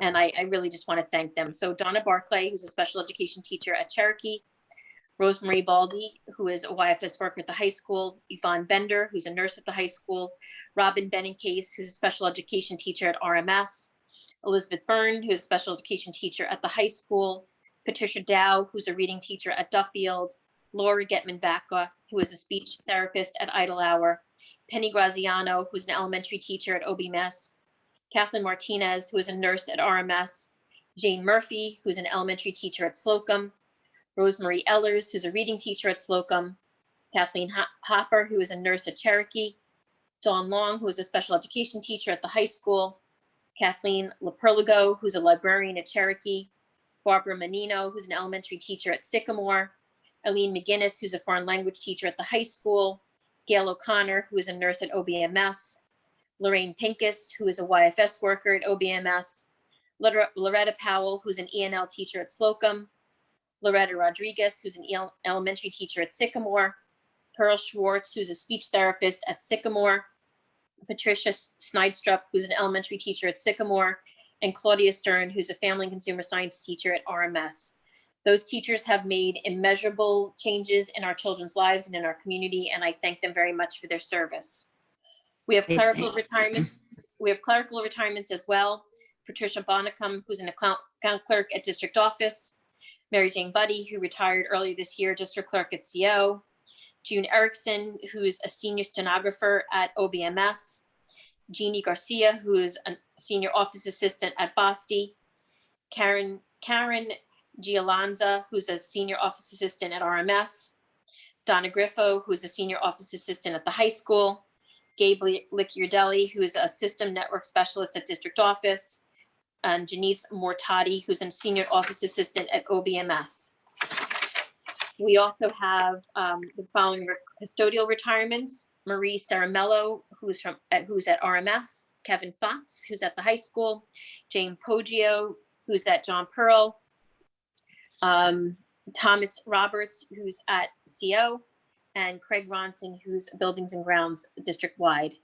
Transportation retirements, we've got the following bus drivers who are leaving: Karen Bosser, Jean Camus, Maureen Lafredo, Sharon Moritz, and Steve Patterson. The following TAs are leaving us this year: Patricia Borick, who's at Cherokee, Jeanette Brown, who's at OBMS, Linda Calamaris, who's at OBMS, Joyce Lavigny, who's at Sycamore, Mary Martone, who's at Cherokee, Paula McGee at Duffield, Teresa Mortensen at Sycamore, and Linda Ziglioli at Boston. And we also have some food service retirements: Marie Saramello at RMS, Nancy Phillips at the high school, and Maria Stancampiano at Sycamore. So we're losing a lot of historical memory and a lot of folks who have done some great service for our kids. So thank you for letting me honor them just quickly with my voice tonight. I appreciate it. I thank everyone for their service. Thank you. Thank you all. Happy retirement. Okay, we're moving on to appointments, tenure, salary changes. I need a motion in a second. There's a lot that we have to. Yeah, I was gonna say, we're tabling, let's just go through this. I have it written down. We are tabling Schedule 2, 5. It's FGHI. Schedule, hold on. FGHI. Item 5, Schedule 2, Item 5, F, G, H, and I. Right. I don't think it's Schedule 2, Item 5. Item 5. Hold on. I think it's FGHI. I don't know. It's a Schedule 2, FGHI. Correct. It's Right. B. Schedule 2, It's Item B. 5. Oh, No, it is. there's I'm sorry, also- it's 5. Yeah, it's It's 5. Item 5, letter B, Okay. and FGH I. and I, right, and letter Right. B. And letter B, right. So B, BFGHI. correct. All you right, need so a those, motion and a second and a vote to table that. okay, so I need a motion, a second to table Motion. 5, BFGHI. I'll second that I'll motion. motion that. All I'll in motion my favor? Lynn, that's Eileen. Eileen. Aye. Okay, I, Aye, Jackie. Lee, Aye. Aye. Lee. Aye. Oh, that's you, Lee? Mhm. Okay, we have the 5 ayes to table. Okay, so excluding those that we are tabling, I need a motion, a second for the balance. I'll motion. Motion. Second. I'll second. Who's second? Lee. Aye. Wait, so Eileen says Mylan, aye. wait, so hold on. Mylan and Lee are going to motion. Eileen, I hear an aye. I'm an aye. Mm-hmm. Jackie's and I. Lee? Aye. Mark? Mark? I said aye 3 times, but that's all right. Am I on mute again? Yeah, you're probably on mute. I didn't hear you. Okay, aye. Thank you. Okay, I do see there is some items in Schedule 3. Those don't And, be voted on because those are the ones that were tabled up above. They were Right. requested by a board member to be pulled. So we can just table the whole schedule and not Correct, vote on the that's- schedule. that's what I thought. Okay, I just want to confirm. All right, I need a motion, a second for the consent agenda for items It's 2. missing one on that, on Schedule 3. Excuse me? It's missing one on Schedule 3. B. We don't need to vote on it. Those were tabled in Schedule 2. Yeah, it was already, Okay. it was already addressed in Schedule 2. Okay, so Okay. I need a motion and a second for items 2 through 26. We'll take For the motion. discussion? And right, we'll take the motion and for discussion. I'll motion. Okay, I'll second. Okay, so if you, I know Eileen, you'll probably have a lot of questions, so mine are very quick if you don't mind. I just go Yep, first very that's fine. quickly. The tree donation, I think that's beautiful. Beautiful sentiment, and I was very touched by reading that for the donation, the tree donation.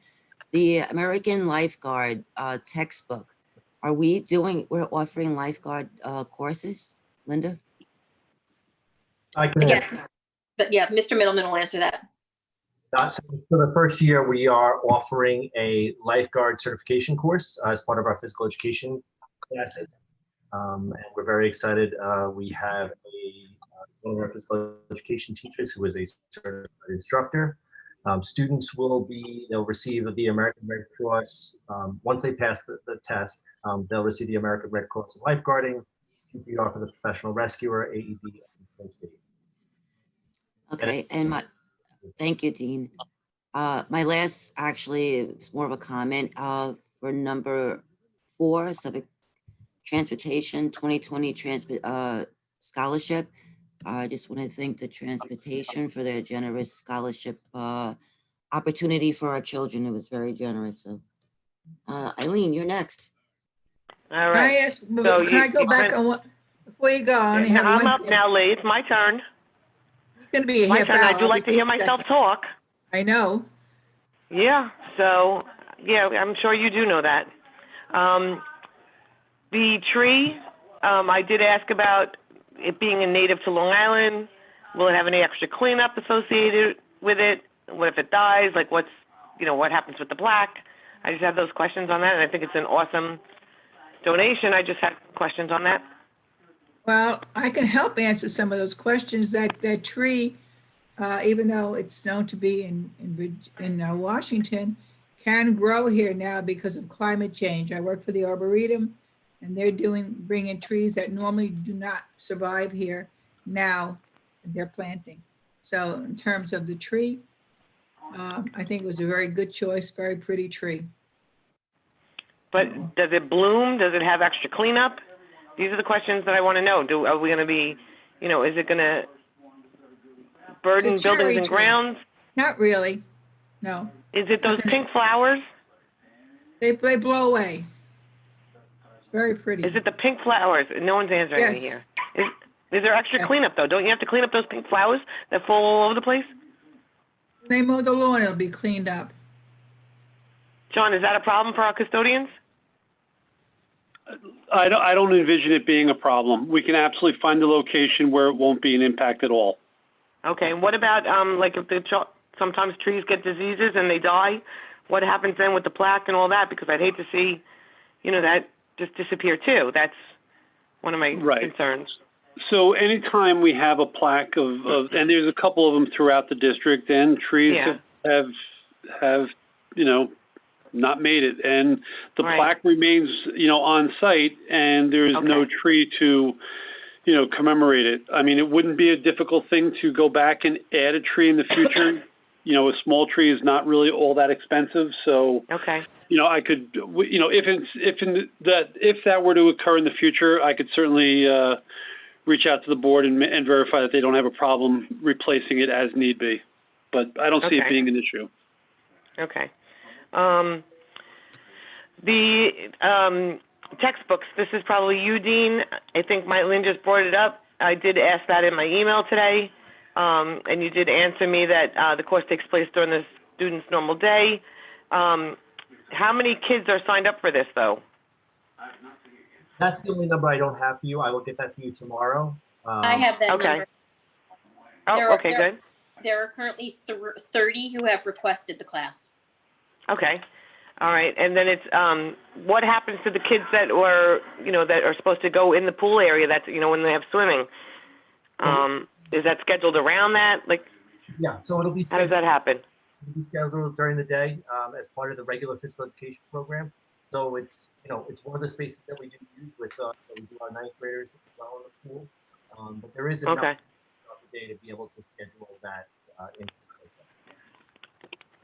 You're breaking up a little bit, sorry. But I didn't hear the last thing that you said, Dean. there is enough time throughout the day during the pool. Okay.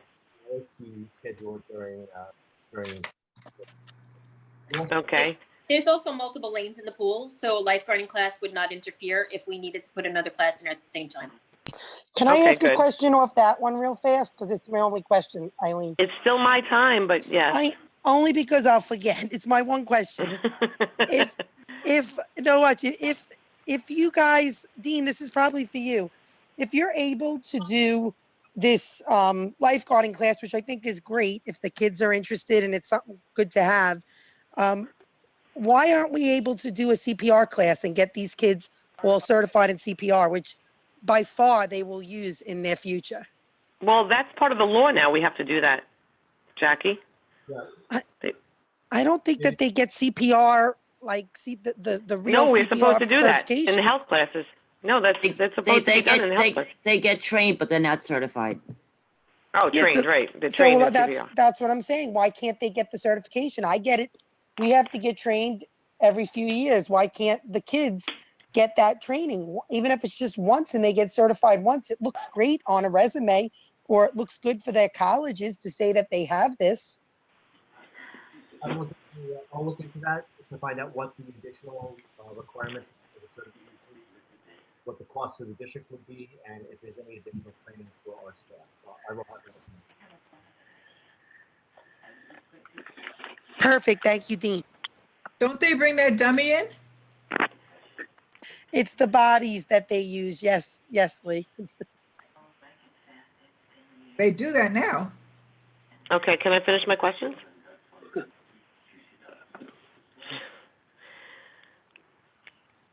everybody done now? Yes. Hello? No. Thank you, Eileen. Okay. Thank you. All right. It's all you. The athletic trainer, that's on the consent agenda, right? Yes. Okay. So athletic trainer, I had some questions on that.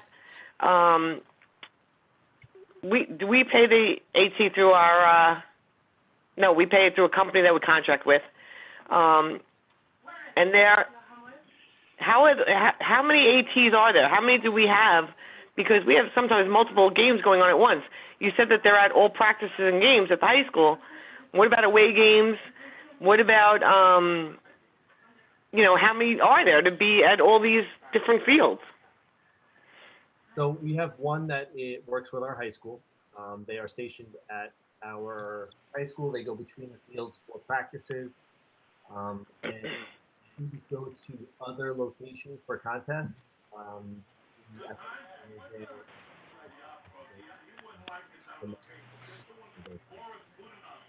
I don't know why you're breaking up there, Dean.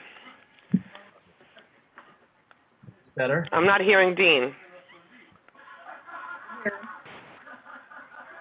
All right, maybe it's just me then. Yeah. Is that better? I'm on a phone, so I Lee, should you be able gotta to hear. mute. Yeah. Lee's got to mute herself. A few people got to mute themselves. If Because it's- people, there's a TV on in someone's house. All right, so there is only one athletic trainer who is stationed at the high school. They supervise all of the practices and contests that take place there. When our teams go or athletes go to other locations, they have athletic trainers at their schools that then take over the responsibility for the health care of our athletes. Okay, that sounds good. What was the other things? Oh,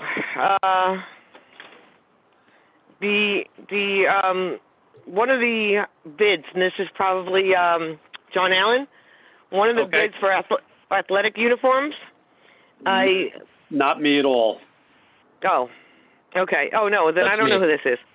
Okay, they were closed. One of the companies that we're appointing, they've been closed for the pandemic.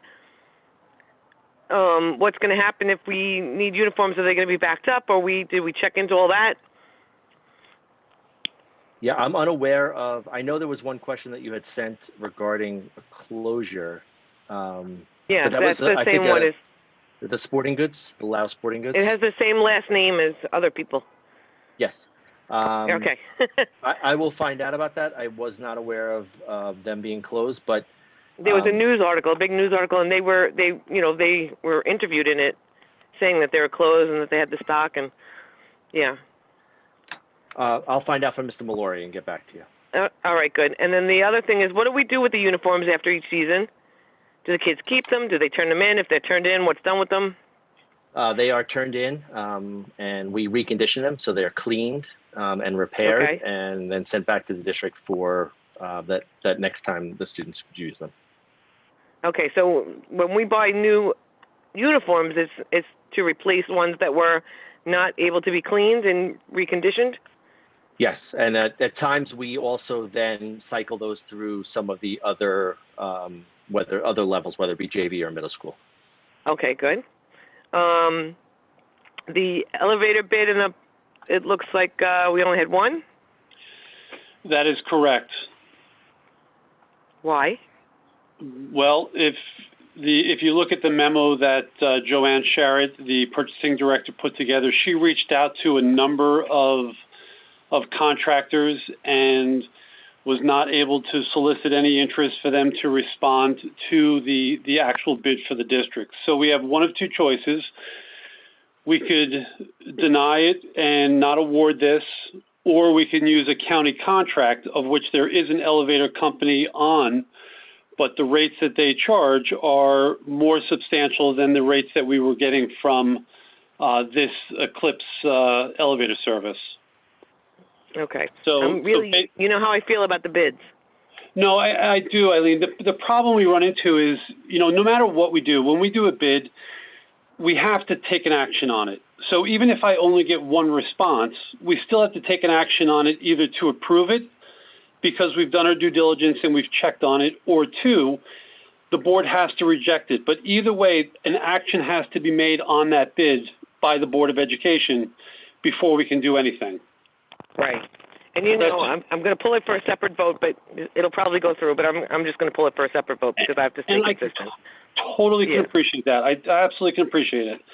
We can't make people bid, unfortunately. And like I said, if you don't want to, if you don't feel like the bid was a fair representation of the district's needs, there are contracts that we have accessible to us, Suffolk County contract in particular, but. Mm-hmm. It would be a more expensive process, and right. It is to the district's benefit to award this one. Not always the case, but this case it is. Okay.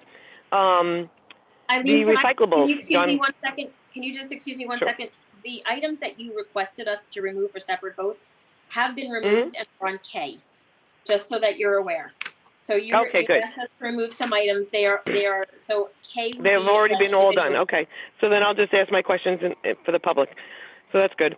The recyclables and the non-recyclables. I did. That was my business for years.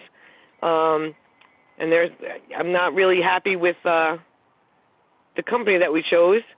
Also, I found out that the containers are all thrown into one truck anyway. So we're separating them, and then they're thrown into one truck. Yeah, and I'm not 100%. So that's a problem for me as well.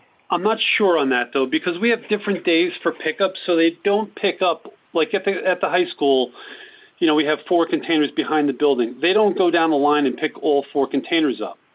They'll pick up 3 of the containers, which is the lunch service and everything else. Mm-hmm. And then the next day, they come in and they pick up the recycling. So it may have the perception of all of them going at once because they are picking up, like middle schools have larger pickups for certain types of mixed trash. And they'll pick multiple containers up because of that reason. But they're not charging us. They're charging us for the split rate. If you look at the tally sheet between the two, mm-hmm.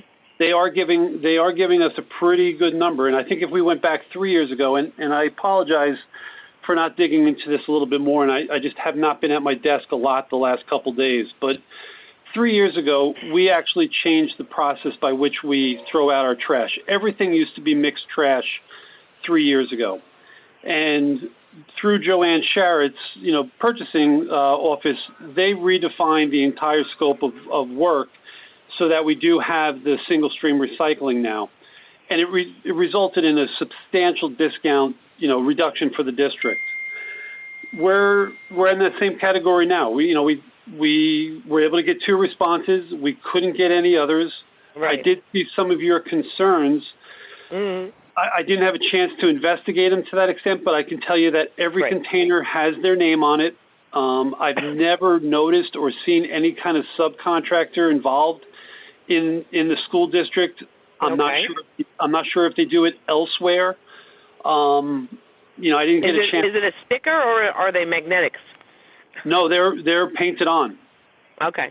Yeah, they're painted on. Okay. So, all right. I mean, some of the other questions, I never got a chance to ask each of the buildings, have you ever noticed a subcontractor picking up or anything else? I never got a chance to delve into that. But once again. Well, I only just asked the question, so I didn't expect it to be. No, I know, but yeah. It's just something to watch out for, though.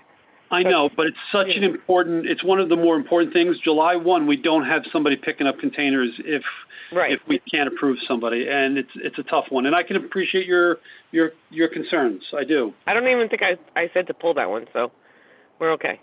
Okay. And then the other ones were pulled. The CPDA MOA for separate vote, election workers, the fund reserves, settlement agreements, and employment agreements. So that's it. I'm done. Do you want Ms. Villarreal tell you why we have that resolution on the agenda for the funding of the reserves, or are you okay with? No, I spoke to her about it already. Okay, so you don't want her to have that in public? Oh, she can if she wants to, but we talked about that. I actually and I was emphatic about how I don't like funding the reserves, especially when we have all these unfunded mandates that might be coming down. We've already spoken about that, and I think she actually did talk about it in public. We didn't. But if you want to talk about it again, we didn't even finish the items 2 through 26. I had questions about the fund reserve, so can we finish? I know that could be the discussion that when we go to those ones. Those are all pulled for a separate vote anyway. Right. Okay. Okay. Yeah, so I prefer that we have that. Let's just finish up 2 through 26, and then we can have that discussion. So okay, let me just go through 2 through 26 because everything was changed. So if you don't, just give me 2 seconds. All right, so we have the motion on the table. I just need an aye for items 2 through 26. So I'm an aye. Aye. Lee's an aye. Jackie? There are Just give me some of 1 those, second. yeah, some of those things I think I'm not sure if you guys pulled off what I am. Oh no, I think we. Checking items. I think 2 we through did pull 8. off. Yeah, if you look underneath on K, All Jackie. right, no, then I'm good. I know it. I saw what you pulled off. Okay. As long as that's off, Okay. then yes, I'm an aye. Okay, Mark? Okay, I'm an aye also. I just looked through. Okay, Eileen's an aye. Okay, so we have our ayes. Okay, so I need a motion a second for items 2 through 8. We'll have our motions and then we'll have a discussion. I'll motion. I'll second. Okay, so I would like to ask questions about the fund reserves. Do we need to have that discussion today, or can we wait until after the budget vote? I don't want to approve something until I have all the information.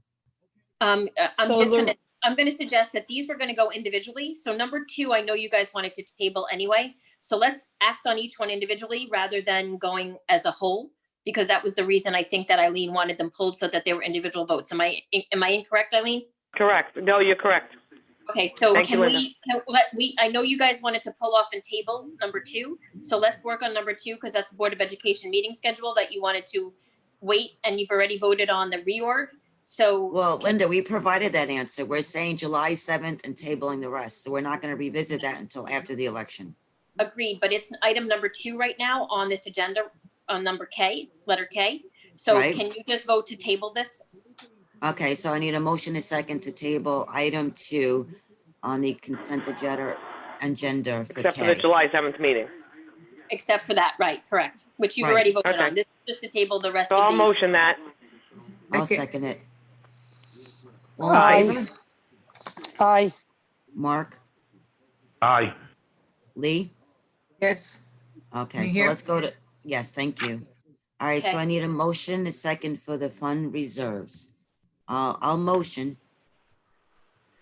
Second. So, So I'd like to have a discussion on that. Can we just table this until we find out where the budget stands? I agree with Mylene on that. I'd like to table it then. Me too.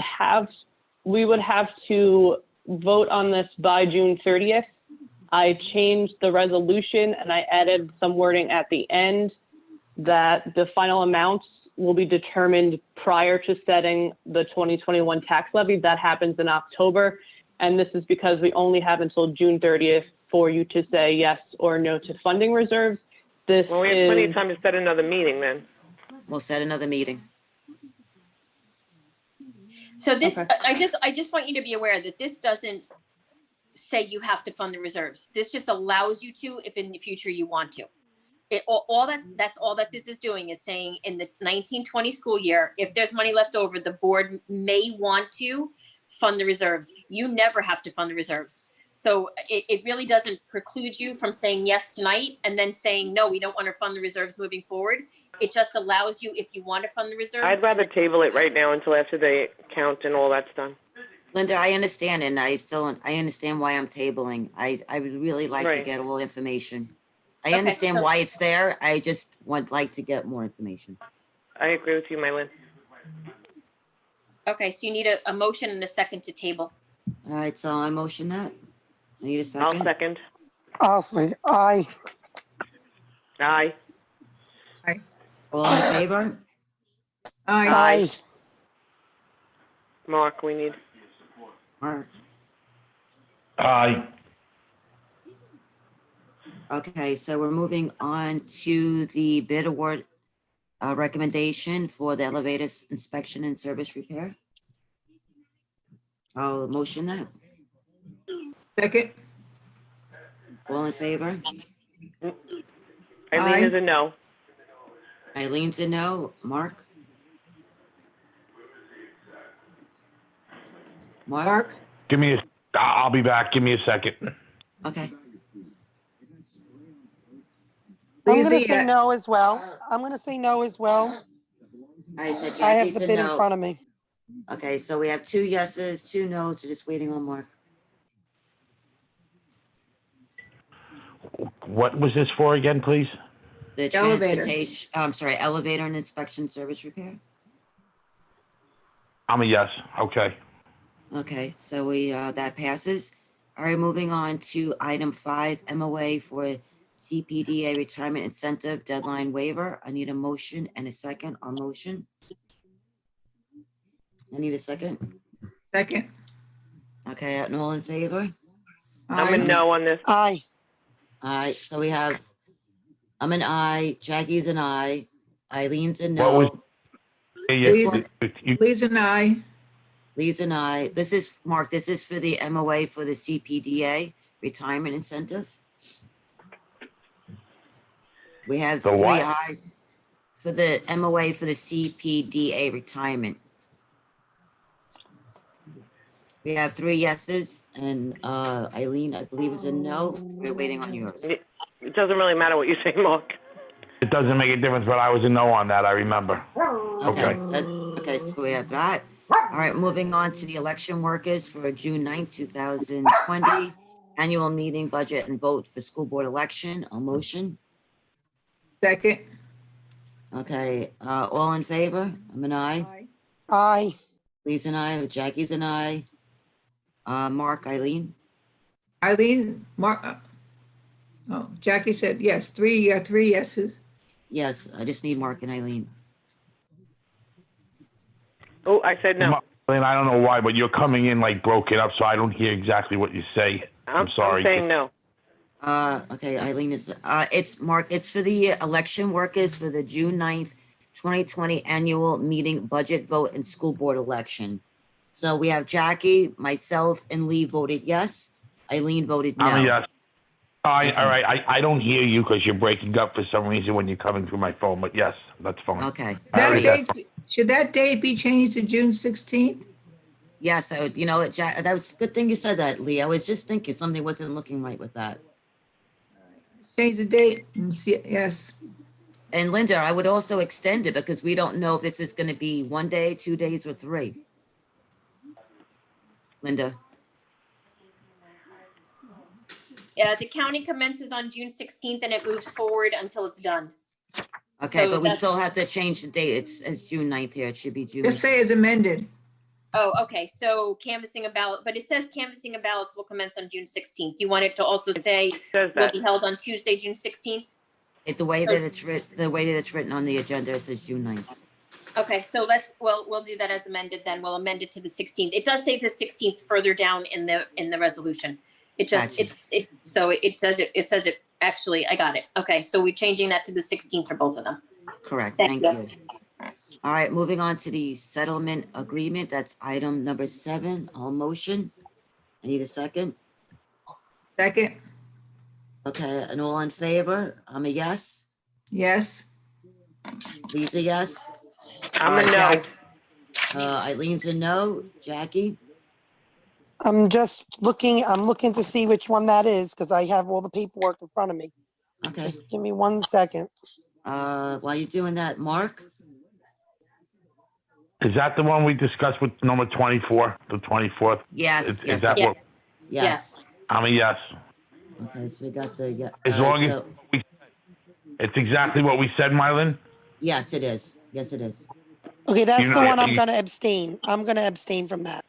Okay, so we have 3 yeses, 1 no, and 1 abstention. Mm-hmm. Okay, we have the employment agreement. That's number 8. So I need a motion and a second. I'm gonna say I want to table that until we enter into discussions. Yeah, I thought we said we were gonna, Okay, Yep. yes, we did say that. Okay, so I just need a motion and a second for table. I'll motion it to table. I'll second that. it. Jackie seconds. no, I thought All- that's what we said, Yes, actually. yeah, we had to table in person. Okay, so I have all 5 for a table. Yes. Lee, Yeah. Jackie, I heard you say yes, and Mark is yes. Okay. Okay, on that note, we are done for the night. Linda, will the district clerk be providing, I know in previous Mylin, years, we would get Are we going back to executive for number 8? Sure, if you like to, yes. I didn't know if we were, Yes, if you like to, yes. to get a list of things for the Sure, attorneys, right? Sure. Okay. Thank you. So Linda, in the past, we were provided, the board was provided, I think every hour, how many counts of votes that were coming in. We didn't get any decisions. We didn't know how the votes were landing, but we did know that by 10 o'clock, 100 votes came in and counted and so forth. What are we doing in this particular Well, situation? no, we know how many votes came in, over Yes, 6,000. I understand that, Lee, but what I like to know is how many for every hour, how many votes are counted? So for 1 hour was 10 different. votes. Yeah, that's what I'm asking, Lee. So Linda, will the board get a count of how many votes are counted per the hour? So we didn't ask Ms. Kemp about that. I have nothing to do with the vote at all. And as you know, it's something that's done out of the district clerk's office. We could certainly ask her, to approximate. I'm not sure where, I don't know how we would go about doing that, except looking over the people's shoulders as they're counting, because I don't know that they're tabulating as they're counting. So I Okay. could find out if it's possible. Well, at least give us an certainly idea. can. 20% was counted, 30% or 50% of the votes are counted, at least. So Yep. I can contact Jessie and find out what she can give us, at least at the end of the night when they close up, she might be able to give us where they kind of are in the ballot counting at that point, because I know there's 2 districts around us that are already done counting, and both of them had their budgets passed. I won't give who they are, but there are 2 districts that are within the Islip cluster that have passed with over 70% of their voters. So congratulations to them, but I will certainly find out if when they close, if Jesse can give us kind of an idea of where they are with the count. We can certainly see if we can get that.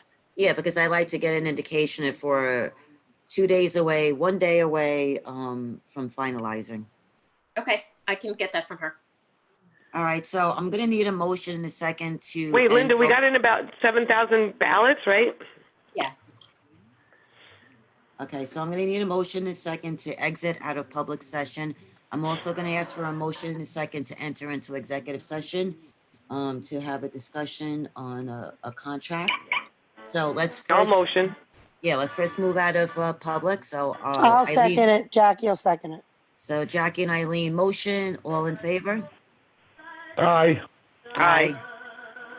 Aye. Okay, so if you want to stay in this room and we'll just ask the folks who are not part of executive session. Well, then we have to go, and you have to turn off the live.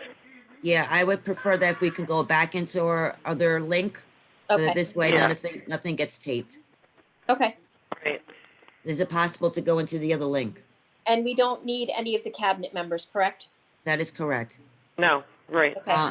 So Good can night, we go cabinet into, so Linda, can we go into the other link with any problems? Yeah, I'm a